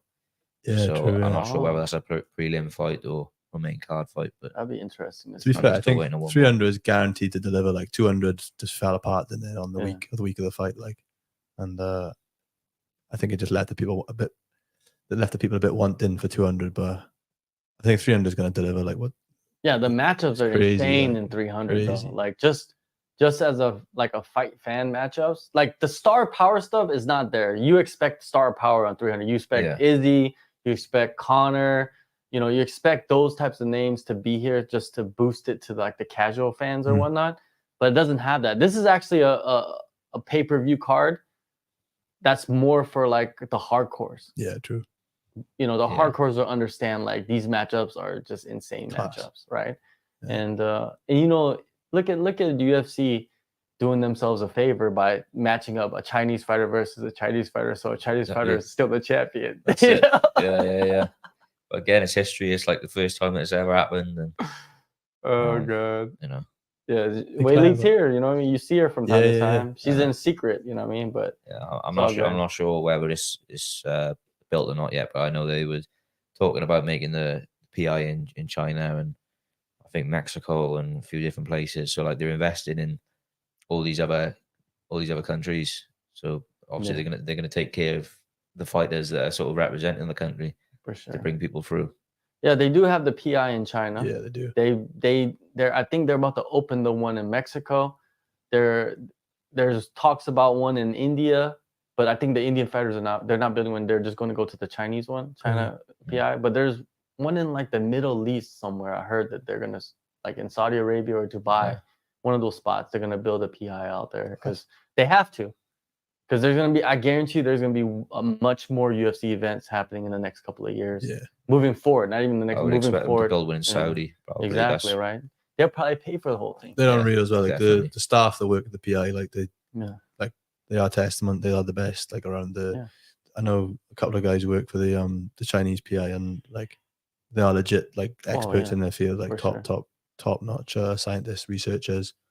Like it's nice that the UFC have got some sort of performance institute, because like the NFL have got one where they're able to go and like obviously like in fighting it's different. Like if you're in a team sport where there's like a lot of a cash injection, do you know what I mean? Like a lot of capital to be used for the good of the players. Like they've always got like, you know, they've got a physio on hand, they've got a nutritionist on hand, they got sports psych on hand, skills coaches, masseuse. They got everything all there paid for by the club to look after you. Whereas if you're a fighter, you've got to source your nutritionist, you've got to source your physio, you've got to source your skills coach, you've got to go and find all these other things. And then if none of them talk to each other, then they're all trying to pull you in different directions. Whereas somewhere like the PI, you've got everything all in one place, all just to try and elevate your game. The PI is a great facility as well. I've been to the one in Vegas. But I think it's a double-edged sword, because all the people that are fighting out of Vegas and stuff, they can use that constantly. They can get all the nutrition done. They can get all the physio and massages and use all the recovery stuff. But then you've got people, for example, in the UK where we haven't got something like that.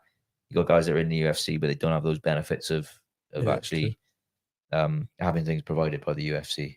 So just left in the sidelines a little bit. And they need to build one in the UK. There's so many fighters there now, and then you could, whoever's in like Sweden or wherever, they all around the area, they could all fly in and do what they need to do. They don't have to fly all the way to Vegas. Nobody's flying to China. Like it's just nobody's going there. Like only the Chinese fighters go there. Basically, you don't even see Asian fighters going there like at all. But yeah, they do need to find a place. But the thing is, it's all about finding the people that want to spend the money, because you know the UFC is not spending the money. Come on, let's be real. The one in Vegas, but the other ones, they're not going to spend the money to make that. There's somebody else coming in with that cash, and if they have Saudi, you know, this is the stigma of Saudi, is like they just have an endless pot of gold. And imagine like having an endless pot of gold with the PIs. It's like, oh, what do you guys need? 50 machines? Okay. All good. 10, you know, nutritionists? Okay. Like you never know, right? You could, like the best nutritionists in the world, you could just lure them in. Like they're doing it with football, all that, right? They're just paying everybody huge amounts of money to come play for their teams. They could do that with the PI as well. Just bring everybody in, right? Definitely. 100%. Or you never know. Maybe PFL will create some kind of PI institution in Saudi too. You know, I think the PFL, they're gonna try to start doing something similar to that, right? You know, they're trying to become the main competitor. They've bought up the Bellator now, so they got cash. They're the leaders, and they're on ESPN as well, aren't they? So like direct sort of competition now to the UFC. I don't think they'll. It's a great sort of opposition then for the UFC, but I just don't ever see anybody overtaking the UFC. Nah. It's like the casual fans. You can say, oh, you know, I train UFC and stuff like that. Like people just instantly recognize the UFC. But if you said, oh, do you know Bellator or the PFL or something like that, people don't know. And I think that the UFC have just done so well over the years with their branding. I just don't ever see anything being bigger than it. They just are MMA, aren't they? And they have a 20-year head start, pretty much, over everybody.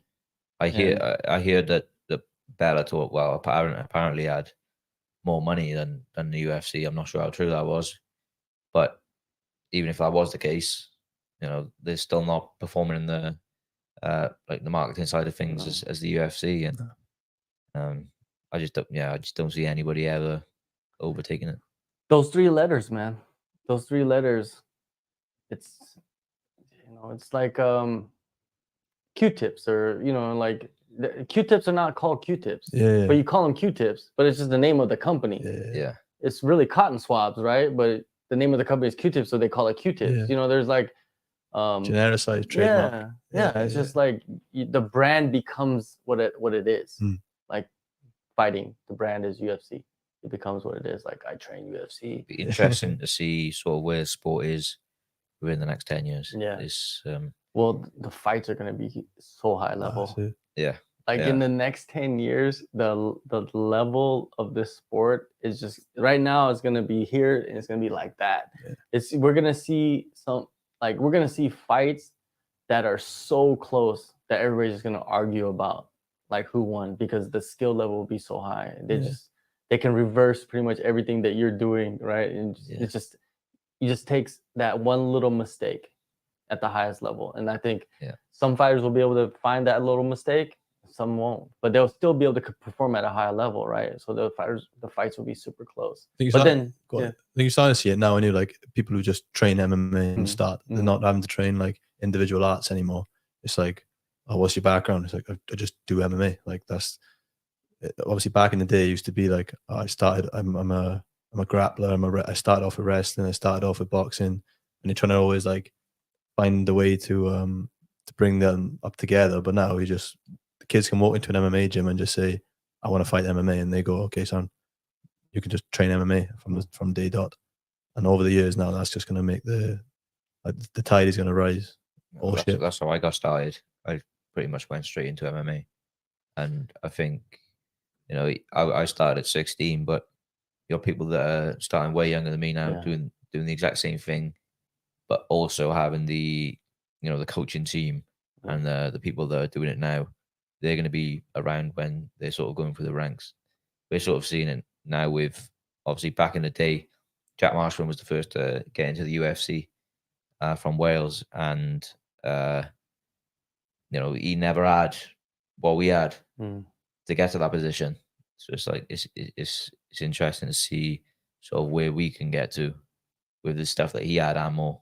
He didn't even have a cage to train in. Like you're fighting in the UFC in a cage, but not training in the thing you're competing in. Like it's mad to think that if you train football or train boxing, you're in the ring, you're on a pitch, you're training in the thing where you compete in. But all those years ago, like didn't even have a cage to compete in. Literally had like a canvas back room with some cage walls and stuff. It's crazy because like you compare the gym that we've got now in a new facility to what we had when I first started. Obviously they now known as Short Mixed Martial Arts, but they were Tulare Combat originally, and the gym is nothing really. There was not a lot there other than your training partners. You got a few mats and that was it. It was just a narrow space as well. Like, do you know what I mean? Like, not a lot of room to do a Tank and Marshman managed to do like with a limited sort of facility. Like, because what we got now is unbelievable. Like, you got big, massive matted area, matted walls, competition style cage. There's a gym upstairs. Like, what Marshman and Tank managed to do with way less is nothing short of unbelievable. Like, they walked so you could run. Basically, that's what it was. Yeah, right. That's what it is. And man, imagine like they were training for world title fights in small. Not even Jack Marshman was training. Like, imagine all the other people. Same thing, right? They're in some basement. Doing their camp for UFC, whatever, title fight, 10 years ago. Like, that's how it was. Now you got these super camps, huge facilities all over the world. Coaches from like now it's like the best coaches are not even the oldest coaches. They're like the ones that are like in their 40s. You know what I mean? Like, it shows you like those, like the sport grew with, even the coaches, you know what I mean? Like coaches that were fighters that turned into coaches. Like, you see a lot of them now. Even like George, you know what I mean? He used to fight and then he became a coach. I think he's been a coach for like 10 years now, maybe, right? But like there's so many guys like him, you know what I mean? Like that have competed, that kind of just, pivoted towards coaching more and super high level. Like his brother Frank, he's Volk's wrestling coach and training partner. which is the nuttiest part. Is like it's his coach and his training partner. How many guys do you know that? How many guys do you know that they're the coach and the training partner? There's probably not many out there. Not many out there. Frank is class as well. Oh yeah, Frank he's is dedication. Yeah, right? yeah. He's dedicated. There's a reason why Volk has him. You know what I mean? That's why reason why Izzy calls him in for camps and stuff like that. Yeah. He's like kind of like that perfect size too. He's not too big, but he's not too small. He's like like if he fought, he'd probably be a featherweight. You think so? I'm not sure what he walks around at. Probably. He's pretty. He's in incredible shape. Yeah, he's very lean, and I don't know, maybe lightweight, maybe. Yeah, lightweight, featherweight, something like that. Yeah. So, but that's like a perfect size for like everybody, like even for like big definitely. guys. You know what I mean? Because he could still wrestle a middleweight and probably give him a good scrap. Good scrap. Like Frank, I would talk to him about all kinds of guys, right? That would, even when they were at Tiger, that would come in and he would wrestle them and stuff, like guys like from like Dagestan and Russia and Chechnya and stuff like that. And that's how he earned his respect, I think, with a lot of those guys, is he would wrestle them and do really well against them. And then he's Frank is a chameleon too. Like he could get along with anybody pretty much if you've been around him. Right? Like one day he's Australian, the next day he's Irish, and you know, if you've been around it, you know what's up. He's a great guy, Frank. Yeah, he's great. Same with George as well. You know, you'll always meet new people, and you'll see him talking in their native language. Like he knows one line in every language. Yeah. That's what he knows. Where you from? And he's like say a couple of words, and he's just blurting out like what he learned. He's running around speaking Scouse the other day. I heard him in the gym.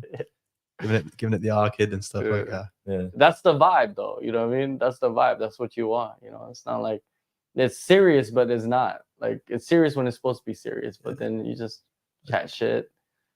I don't know if he's learning any Welsh anytime soon, man.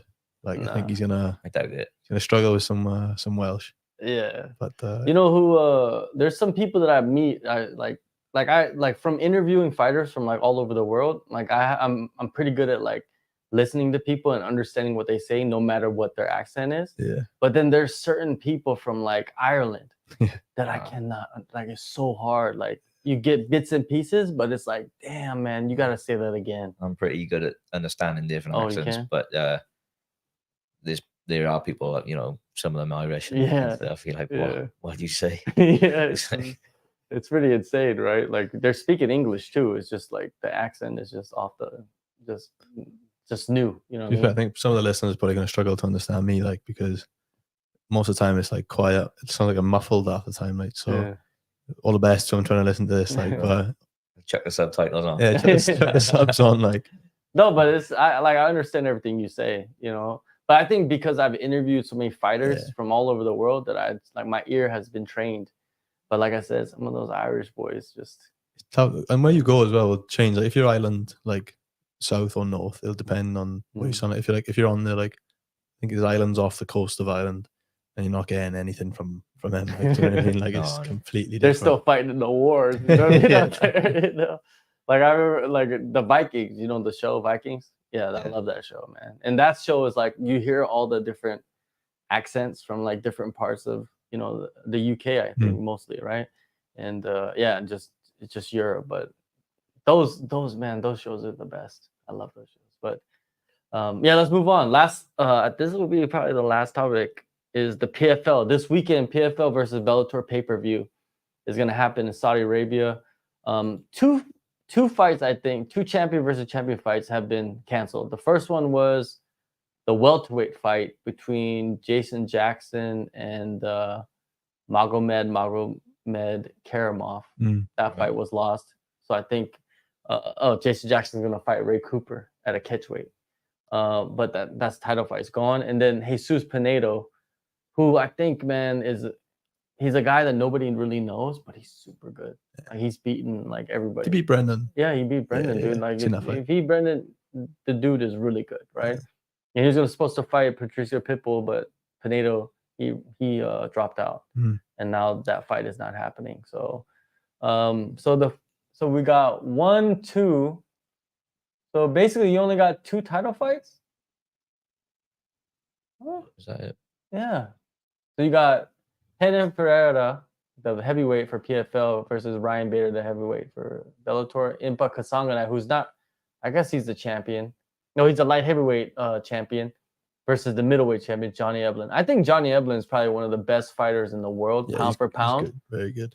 That, man, a lot of people don't appreciate right now. He's really but good. if you watch him fight, he's so high level. Like his wrestling base is ridiculous, and his striking is getting better.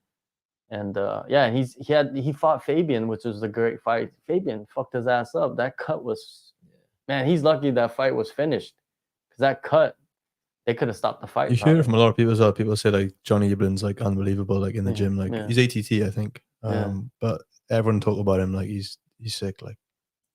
Yeah, even Sean Strickland is like, dude, Johnny Eblen is like one of the only guys that could spar for 5 rounds. That's saying something, right? Because Strickland is a wild man. But you know, I think Eblen beat Strickland. I think he could probably beat every guy in the UFC. I think if he goes to UFC, he'll be a champion. You know, he might lose 1 or 2, but I think he'll end up being a guy carrying the belt around somewhere. Do you think he'll go across the UFC? I think it could happen in the next couple of years. Because like, what is the PFL gonna do?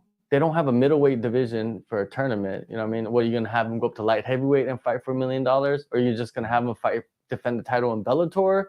But then it's like, who's he fighting now? Is he just recycling the best guys that he already beat? He needs new challenges. Does he go to light heavyweight? I don't know, because the UFC has to offer him more money than they're paying him. And I know that they're paying him pretty good, right? Like Saudi money now as well. Nice. Saudi money, they're gonna throw some stuff at him. He's you know he's half Korean. Oh, really? Yeah. Ret the set. His mom is Korean. But yeah, that's how I know of Johnny from a long time ago. Got you. Oh, right. Yeah, because like he's had like a slew of nicknames, but his original nickname was like Soldier Boy, which is like Seoul Korea boy. Soldier Boy. Right? And I was like, that wasn't a good one. Diamond Hands was good, you know what I mean? The Human Cheat Code, all of that is good. But yeah, so Johnny Eblen, you know what I mean? He's repping for the team. Ret the set. You don't know he is, but he is, because no one knows that he's half Korean, right? Yeah. But yeah. Anyways, Johnny Eblen. You got Ray Cooper, Jason Jackson, Bruno Capoloza versus Nemkov. Oh, good fight. At heavyweight. Yeah. Thiago Santos versus Yoel Romero. That's actually a pretty good fight. I got Yoel on that one. I think Yoel is gonna do something dirty to him. Nemkov is a good fight as well. Yeah. Capoloza. Yeah. Yeah. I think Nemkov is I really rate him, like his talent. He's very good. I had heard rumors that Nemkov was gonna sign with one championship when all those Bellator like sale rumors was happening. I heard something about Nemkov signing with them, but I guess not. Maybe I just said something I wasn't supposed to say. But then they got the early cards. They got they got Clay Collard versus AJ McKee. That's a good fight. Gabriel Braga versus Aaron Pico. Why is Aaron Pico fighting Gabriel Braga? I have no idea why that fight's happening. Aaron Pico should be fighting. Like, he should be fighting Gallagher. He should be fighting because Gallagher is fighting Kennedy for the #1 contender to fight for the title next. Yeah. Aaron Pico should be in that. Yeah. So I don't know why he's fighting this guy. That's taking a chance. But what about the Ali's grandson? You got Chris Morris, yeah? Is it? Was he fighting him? He's fighting Emmanuel Palacio, which I don't know. There's a lot of hype around. Is that an amateur fight? That's a weird one too, right? It's always amateur. I've seen that. Is it Ali Walsh? Ali Walsh. Yeah. I've seen him. I remember he's fighting only big cars, but he still competed as an amateur. Yeah. Is he fighting for free? In the pro gloves as well, I think. Not in like all the pro, is it? Yeah. In the pro gloves, but amateur fight. It's very odd. Like, I understand building a fighter, but really, it's a bit weird. There's no elbows there anyway, so it's like, why are you fighting in pro gloves? And I don't know. Very odd. Calissa Shields is fighting on that as well. MMA. Man, she would get destroyed by top MMA fighters. I think so. Yeah, I think so. Crushed. So. Imagine her fighting Chris Cyborg in MMA. Oh my god. Kayla Harrison in MMA. She gets smashed, I think. Boxing is a different story, but in MMA, these girls will slam her on her head. They will suplex her. There was a suplex in the in one of the girl fights yesterday. The first fight. I think I've seen it. Yeah, it was Adriana Lee. She Oh, suplexed the yeah. other girl. I was just like, damn. Yeah. But she didn't. That's all she did in the whole fight. Hmm. Miranda Maverick just like ran over her. But anyways, yeah, I don't know, man. The card is like, it's kind of light, man. It's kind of light. Yeah. Like, Is it Chris Morris on there anymore? Has that been no, pulled? there is no Chris Morris. No? Yeah. It's in Riyadh, yeah, in Saudi. Yeah. He's meant to be on this card against. I'm sure it was against Ali's grandson. He must have pulled it. Oh, He's a British guy, but he's from the UK. He's making his debut, pro debut against Ali Walsh. I think. I guess he's not fighting. Must have pulled it. Yeah, must have it's a pulled shame. him. I wonder why. Yeah. Doesn't say anything here. No? No. That's a shame. He was definitely on there. They probably thought like, oh, you're too good. Yeah. This is the golden boy, right? Yeah.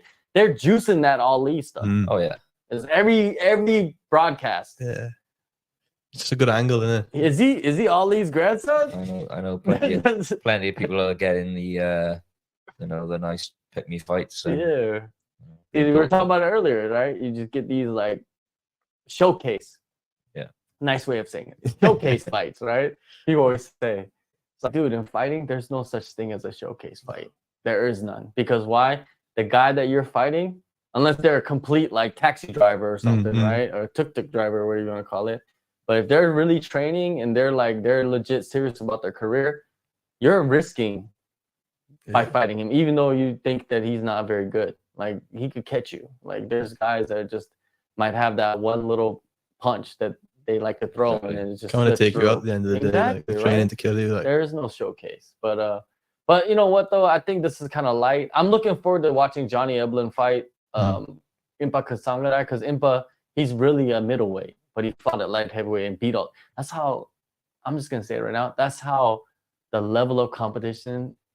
That's how low the level of competition is at light heavyweight when a middleweight goes up and runs through the tournament and wins it. You know what I mean? It's gonna be interesting because Impa, he has that confidence now in himself, I think. Like, where he's just like, because you remember he had that UFC run, it didn't go so well. He got hit with that spiral spinning kick, and everybody's like, man, and he goes to PFL and wins $1 million, and class though. Yeah, he's coming back now, you know what I mean? And now he has to fight Johnny Eblen. It's just like a couple of stories like that. So you got Brendan as well, who tried his chances with the UFC, didn't go his way, and went away and won $1 million.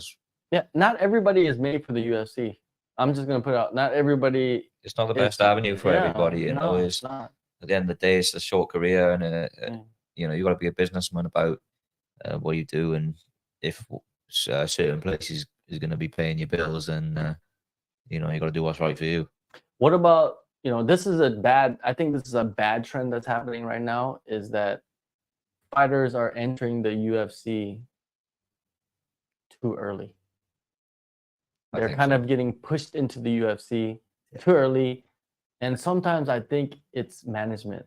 Yeah, definitely. I think it's just the sort of ego of saying, "Oh, you know, I'm in the UFC," and he's got a great sort of backing behind it, and you know, you sound like the man when you say you're in the UFC, but you got to be sensible about what you do, and you know, if you really want to push your career to as far as you can go, you need to be smart about it. It's like Jack Shaw is a great example for it. You know, I think he had the UFC call 2 or 3 times before he actually signed.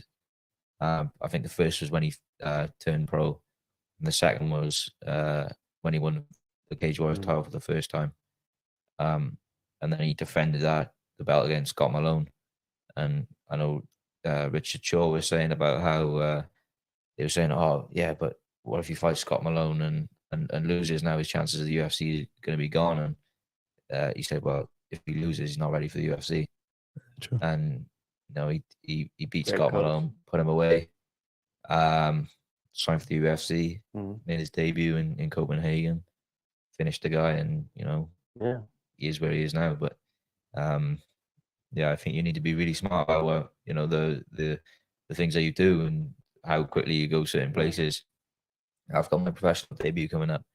You know, maybe if the UFC came calling for me within like 2 or 3 fights, I don't know, just as an example, but I'm going to turn it down. Mm. You know, it'd be great to say I'm in the UFC, but you know, I need to be smart about it. Yeah. I'll be there when I'm ready. But yeah, Raul Rosas is probably a great example for that. You know, a young kid went through the Contender Series. Then he's just very active. And at some point, as active as you are, you need to be you need a constant influx of opponents, and there's only so many that you can give that are sort of going to give you a little bit of leeway to fight. You at some point you have to fight somebody that's going to give you a fight. Yeah. You know, and I think if he just went away and took his time a little bit, you know, he'd probably wouldn't have lost. Got plenty of time. But. Oh, he got plenty. But I think like everybody's situation is different, and sometimes I do understand certain people, certain fighters that like, okay, if I go to the UFC, if I take this opportunity, yes, I'll be able to make the, you know, a bonus, you know, $50,000. It's a changing life. You know what I mean? It changes your life, your family's life, right? One lump sum of $50,000.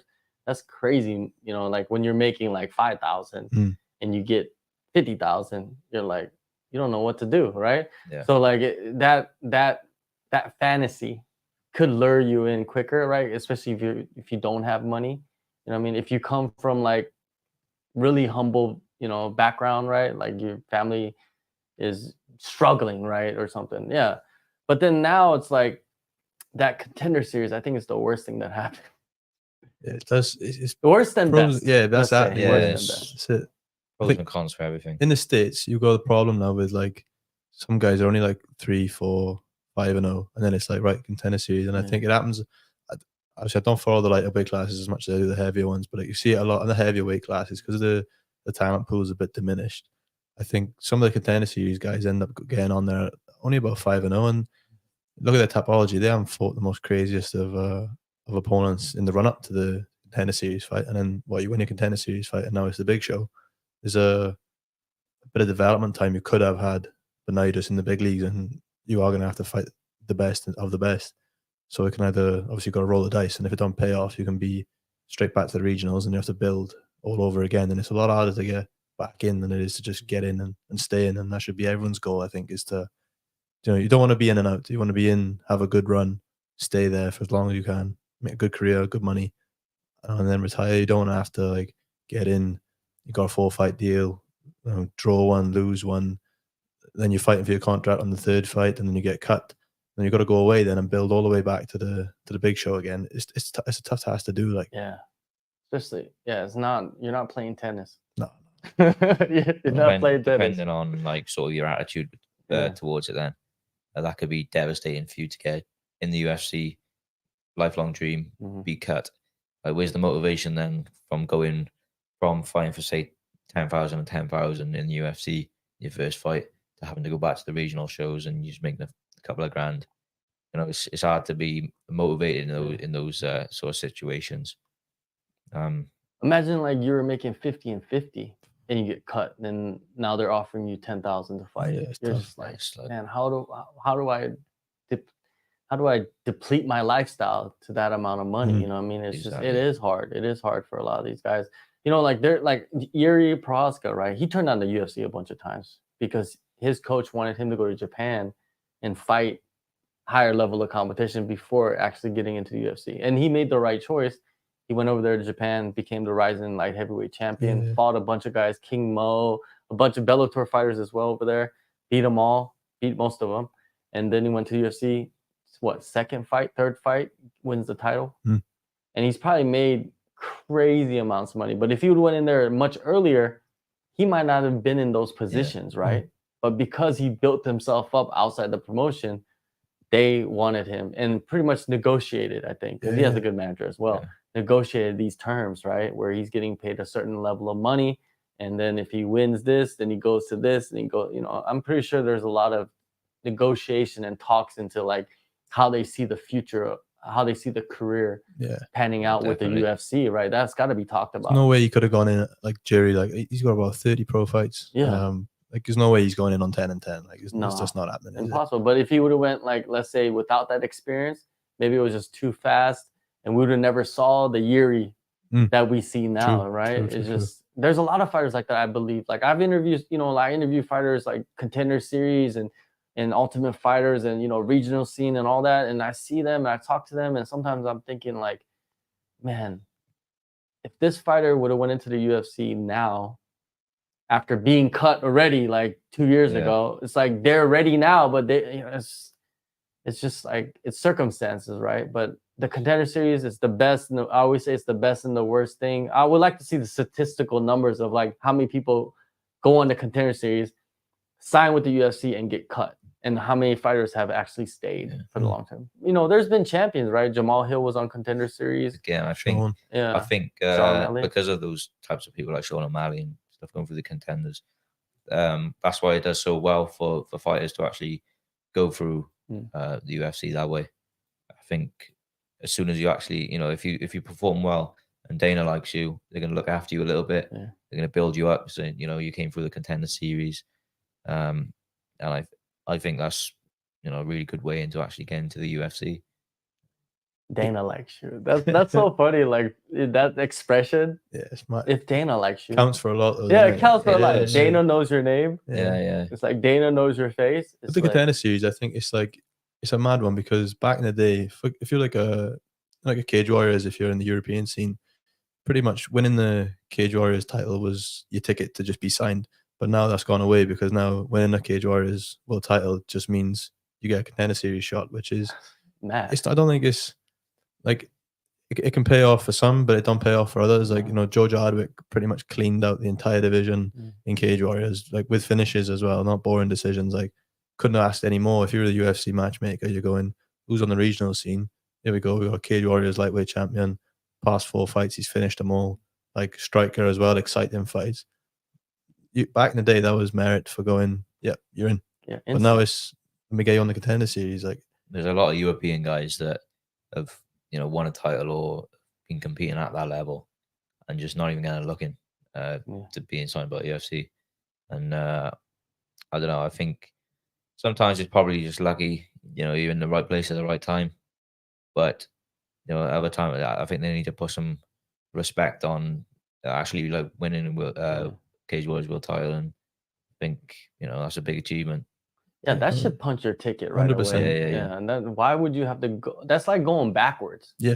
Definitely. If you won a Cage Warriors title, like if you won a Cage Warriors title, if you won a even like an LFA title, even in the States, like if you won like an Octagon title, like I think if you won those types of titles, like KSW title, you should, if you go to UFC, you should be instantly signed, right? Yeah. Like you should be making 50 and 50. Like you should be like, that's the type of, but it doesn't work that way, right? No. It's a bit of a problem as well because whereas like I said, like back in the day, but it still happens now. Like you got Caelan Loughran won the Cage Warriors title, didn't even need to defend it. He was signed immediately to the UFC.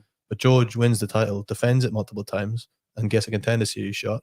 And then you got people like Morgan Charrier, who won an interim belt. I don't think he was ever the champ, but just has a massive following from France and was signed to the UFC, and now he's in. But then others don't even need to do what he's done, and they get in. It's just one politics, rule for some, another rule for another. Yeah. It don't. There's some politics behind the scenes with that. Like you said, also there's like the politics. There's also like the social media thing as well. Like, do you have a following? Or what country do you represent?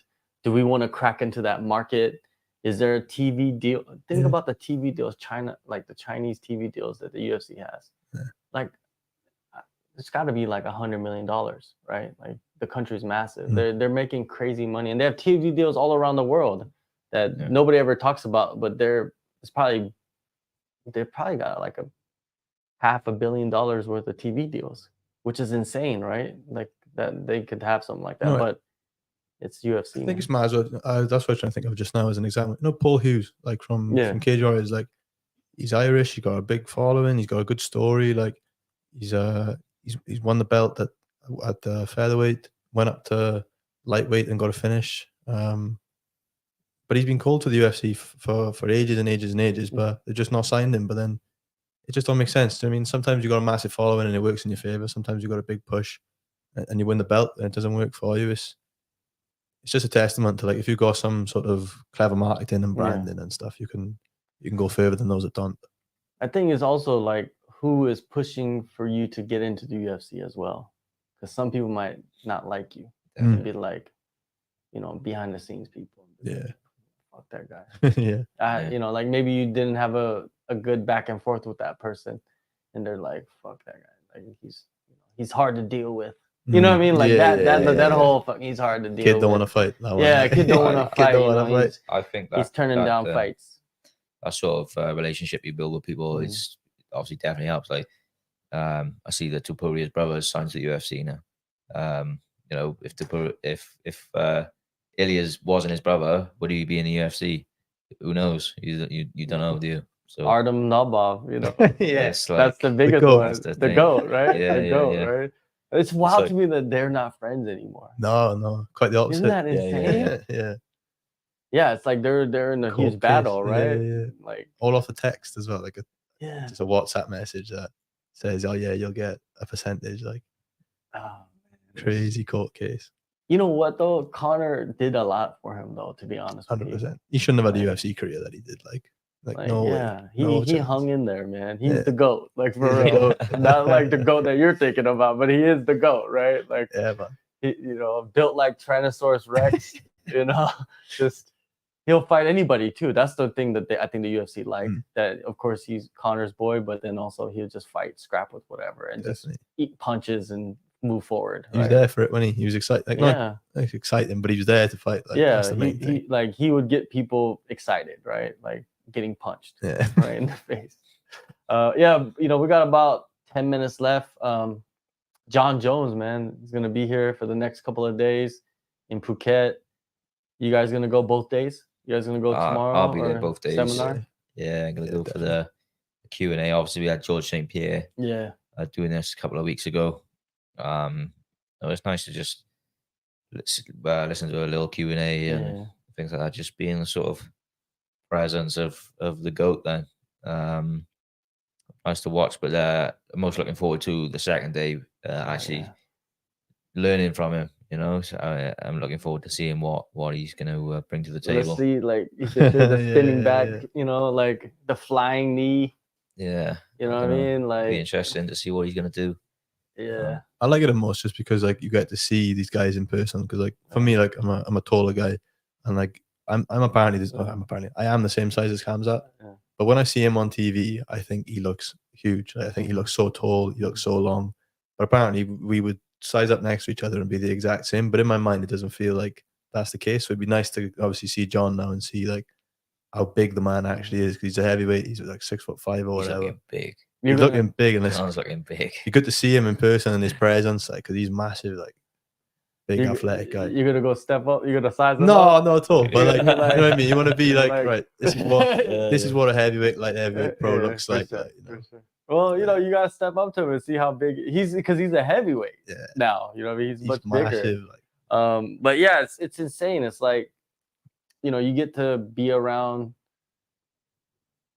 Michael Jordan of the sport, kind of, in a way. You know what I mean? Like that's a rare opportunity, because it's not like he fights like, you know, like Michael Jordan will play a season, he's played 82 games and he's in every different city. There's so many opportunities to kind of go see and, you know, watch him, or, you know, be around him, or whatever you want to call it. But like, for someone like John Jones, it's very rare. You know what I mean? A lot of people don't understand, like, the casual person then, like, that's sort of like Lionel Messi going down your local football pitch and teaching you how to play football. Yeah. You know, people don't understand, but that's the comparison, you know. It's like, this is like the greatest person to ever do it. Those dudes don't even do seminars, right? It's unique to combat sports. It's the only sport where you can, like, literally learn, pay a bit of money and go and train with the best of the best on the planet. Like, you don't get that anywhere else. Like, only in MMA. Like, you're not like you said, you're not going to Barcelona training ground and going in 2000 and whatever, going, all right, Messi, can you give me an hour of your time? You're like Jordan, you know, Ronaldo, you know, whoever else is, you know, not getting that chance anyway. Guy, you know what I mean? If you're like a special wish kid or something, right? Exactly. Like you might get your chance, but usually you're not. You would get arrested if you went. Like, probably. Who's this lunatic coming around trying to think like he's gonna train with everybody? You know, it's it is the only sport where you could go to a gym. I think there's just so much money in all these other sports where it's like, I don't need to do this. Oh, you know, I'm getting millions, and it's like, why would I want to go and do that? Like, I know it's depends who you are as a person, I suppose. Like, are you giving back to the next generation or not? But I know there's a lot of people that would be like, I can't be bothered. You know, I'm in enough as it is. Well, I've made a career out of like MMA. Like I have no, like, you know, usually people have like journalism backgrounds and all that. I had none of that stuff. Like one day I said like, yo, I like this. Maybe I should try doing this a little bit. And that's what I did. I just learned on my own, you know, learning from little people from here and there, building a network. And then like, eventually that formed into like doing fighter interviews. And then one thing unique about fighting is that you could actually have access to all these fighters and like contact them, or, you know, use your networking to contact them and to see if they want to do interviews. And most of them, you know, most of the time they're willing to do it. And yeah, man, like it's very unique. Like you said, definitely. I would not be doing this if it wasn't unique. No. Like I would not be going to doing like, you know, Premier League. I'm like, oh, I'm gonna start a Premier League. I'm gonna be a journalist. Exactly. You know what I mean? Like, I'm Got gonna him on Instagram. Rudy, can I get that interview next week? You know, you got a game coming up. Rudy's messaging back. Nah, man, I can't do it. You know, like you jump on a Zoom or Atlas 3. Like, yeah. It's very unique, man. We're like, it's opportunity there. That's all day. But yeah, John Jones, man, it's gonna be pretty wild. Like we just had GSP a couple weeks ago. Were you here for GSP? No, it came out a week later. Okay, but at least get John Jones. Though, right? Not so bad. I was here for GSP, and it's, you know, it's fantastic. Yeah. What Bang Tower been able to do, like I thought, wow, they've managed to get GSP to come to the gym and do a seminar, which is, you know, sort of unheard of. Yeah. And then I seen the poster come out for John Jones. I was like, it's gotta be. That was a surprise in a few months' time. Crazy. I was like, well, it's like 2 weeks' time. I was like, fuck yeah, I'm going. Yeah. And it's like, you know, there's probably no other places in the world that are doing that. You know. I want Anderson Silva to come. Like that's the one that I want to see like a seminar from.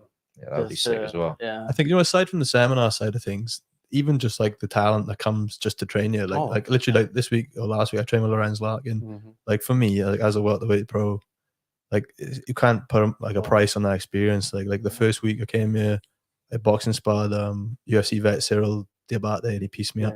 Like it's just coming to you and getting on the mat. You don't know who's going to turn up tomorrow or the next day, and like half the time it's really, really high level. Like I came and I trained with Lorenz, and he was like, and even like Danny Mitchell came through and he was like, oh, I'm Danny. And I was like, I know you are. Like, and Lorenz telling me, I know you are. Like, I've seen you for years. Like, so. But again, like I've been training. Obviously, I was here last year as well. And I spar with some people.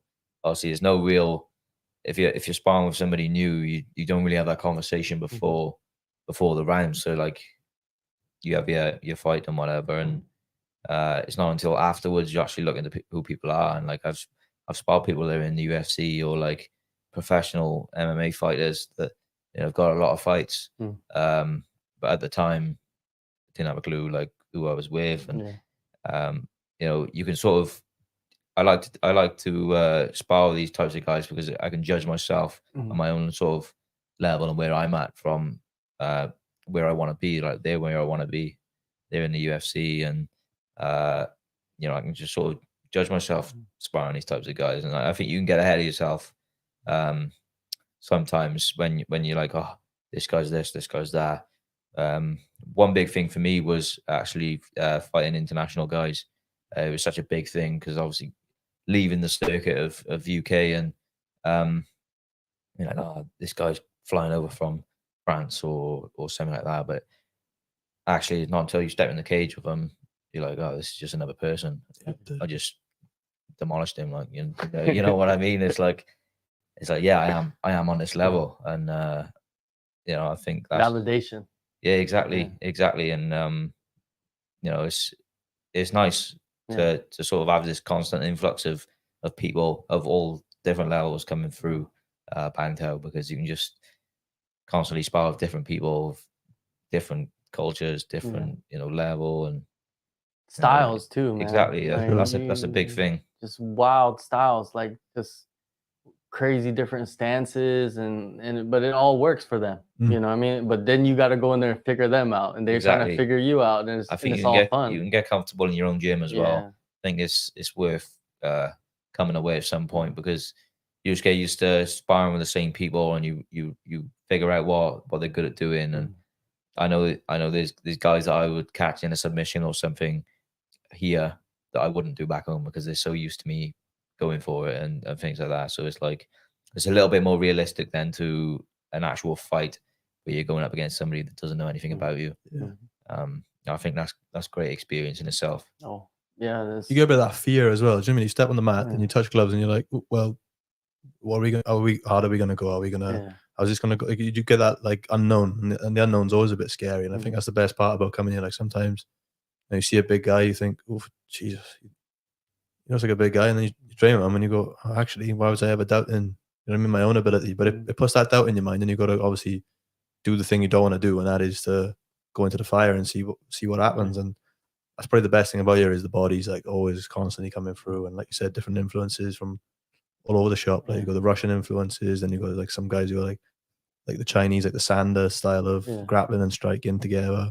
American wrestling is class. Like, and there's guys that are not even fighters, but they're like specialists, and then they come to MMA sparring and they test themselves against like the MMA fighters, which is cool to see sometimes, because some fighters, they need the specialists to come in there and just go for 10 takedowns in a row. It's the same. I find it a lot. There's a lot of very good level strikers, and you have great rounds of them, but then at some point you go for a takedown and they're like, you're just like playing with them. So it's like you're trying to find that sort of middle line of like, you're getting great round striking, so maybe I'll go with you because you're gonna bring me on in my striking, but then I go with somebody else to go my wrestling and your jiu-jitsu, and like you do sort of figure out different people and what they're good at, and then you're like, oh, all right, I'm going to test myself in this today, and that's a great thing to do. Seems like you guys found like a second home for yourself. To whenever you leave mixed martial arts, like, let's go to paradise for a little bit, and and hang out, and then go back. You know what I mean? You have you get your balance. It's it's great to see, man, and hopefully Jack and everybody else will come out here. He should come. Anybody should come. Yeah, you guys will go back and be talking to them about it all day, every day, anyways, right? It's not until you come for yourself that you'll know. Like, you can tell them all the good things, all the bad things, but you got to experience it for yourself to sort of know whether you like it or not, and if it's for you. I think if you're serious about, maybe not so much for like Jack and people like that, because they're already established. They don't really need the experience of training with different people. But I think for people like me and Rowan, the experience is invaluable. Just being able to come here, train with different people at different levels. Networking is just a big thing as well. You're meeting so many different people from around the world.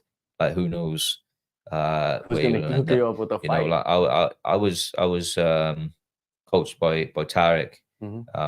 Last year I met him, and then I was on a family holiday in the summer, and I ended up going over to his gym in Dubai. Just I trained a few times in Dubai before, like TK, and did a little bit of the House Gracie Academy, and but it's one of those gyms that I would never have really known was there. If Falcon, is it called Falcon? Yeah. But yeah, it's just great in that sense. If I'm ever sort of anywhere in Europe or just around the world in general, I probably met someone at some point where we're like, yeah, you can come train at the gym. That's fine. That's because when you actually get to like the highest level, you don't know where you're gonna fight. You know what I mean? You could have a fight week in Paris. You could have a fight week in Toronto or whatever. But most likely you met somebody somewhere that would have a gym, or someone that trains somewhere, and then you could go use that gym. It's all about networking as well. And like for you, it's there's so many guys your size, but I've noticed like there's a lot of guys your size as well, like tall guys.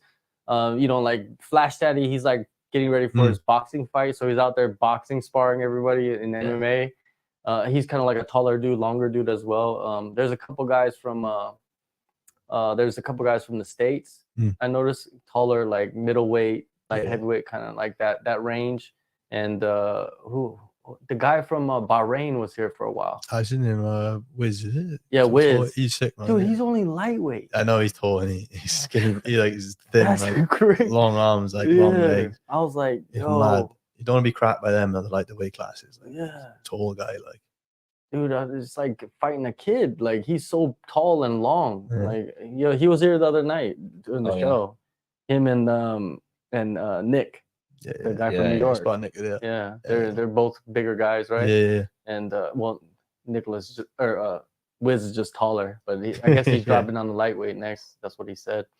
But yeah, like there's so many guys coming in. Like you said, Lorenz Larkin. Man, last year he probably had one of the best KOs of the year, man, with that elbow against the wrestler too. Everybody, because I remember everybody was saying, "Oh, Lorenz Larkin's gonna lose that fight against that." I think it was Russian or Dagestani. He's gonna wrestle him, and then next thing you know, they got in a clinch, and then boom, knocked him out with the elbow. I was like, damn. Like after I trained with him, I went and watched like his highlights on YouTube, and I just like it's so like surreal to like know, like you're not getting that back home. Do you know what I mean? Like, how am I gonna turn up to training one day and Lorenz Larkin's like training with me? It's crazy sort of thing to get your head around, but like in the next. Like I'm here for the next 10 weeks. Like who knows who's going to turn up and come through the door? You know. I've heard some things. Like people coming in, it's just like, yo, there's going to be some good training for you guys. You know, for me, it's just like I'm just a bystander. But yeah, like I got to roll with last year. Was it last year or 2 years ago? I got to roll with Volkanovski. So like I actually got to roll with him and like feel like what he feels like. This was when I was like grappling still. I don't grapple anymore, but when I did, I was just like, might as well, you know what I mean? Yeah. He's invited me to like roll with him. So it's just like, all right, let me get tapped out. Yeah. But yeah, like, because, like in fighting, a lot of people think like, oh, this guy, he never goes to the ground. He never has any submissions. But just because he doesn't go to the ground, he doesn't have submission and wins, doesn't mean like he's not good on the ground. Like every MMA fighter, if you think he's a striker, go to the ground with him as like a regular person. I was watching Volk last year because obviously the gym was a lot smaller. There wasn't as many buildings built and things like that. So everything that they were doing in the lead up for the first Islam fight was just all on the main mats. Anybody could sort of watch. And I was seeing him wrestling some real high level wrestlers. One of them being Mairbek Taisumov. Who's got his own gym over in Austria now, but I wrestled with him, and he's just next level. Just watching him just playing with everybody, and Volk was giving him a good go, like, and just shows the levels of sort of higher end of the UFC. Then it's crazy. Taisumov, man, that dude, he's super nice guy. Nice guy, really cool dude. One of the nicest guys you can speak to. And yeah, man, his grappling is super high level. Like, because I remember people telling me like he goes and like trains with like wrestling national teams for different countries. Like that's what he does for fun. Yeah. It's crazy. Mad blow. Like he took one of the wrestling sessions. I'm not sure. I think Frank was away with Volk, and maybe George was away as well. And he took one of the sessions. And it was just completely different. It just like completely beasted you. Did it full Russian style, like, and he's such a nice guy, but an absolute killer in his own respects. Yeah, that's what you see. A lot of guys, they're like that. They're like the nicest dudes, but they're the best in the world. Yeah, even the person that he is, he's always happy to show you or for you to ask questions and things like that. That's all you can ask for is just wanting to learn from these people. Oh, for sure. Well, we're gonna shut it down, man. I appreciate you guys coming on, man. That was like an incredible conversation, man. That was we got so much different things covered in 2 hours went by super fast. Welsh boys don't mess around. Yeah. Hopefully we'll get you guys back on here. Yeah, definitely. I probably pretty much will get you back on here before you guys leave. Get the flag up in here as well. Is it? Yeah, bring it. Bring it. Yeah, bring it. We'll put it up. We'll put it up, and we'll just turn this room into Wales for a couple hours. We'll teach you the national anthem. Yeah. We'll do it on the show. We'll do it on the show. We'll all stand up, hand on the chest. We'll take over. Take over. Yeah. Appreciate you guys, man, and I appreciate everybody watching. Make sure you guys go in the description and download the All-Star app this weekend. UFC, I think night. Vegas fight night, something that's happening this weekend. You could go in the app, make picks, earn points, win prizes. And if you just like sports, you can go there and, you know, customize the app into whatever sports you like to follow, and it will do the rest. Thank you, guys. We'll see these boys again in the next couple of weeks. Peace out. Thank you, guys.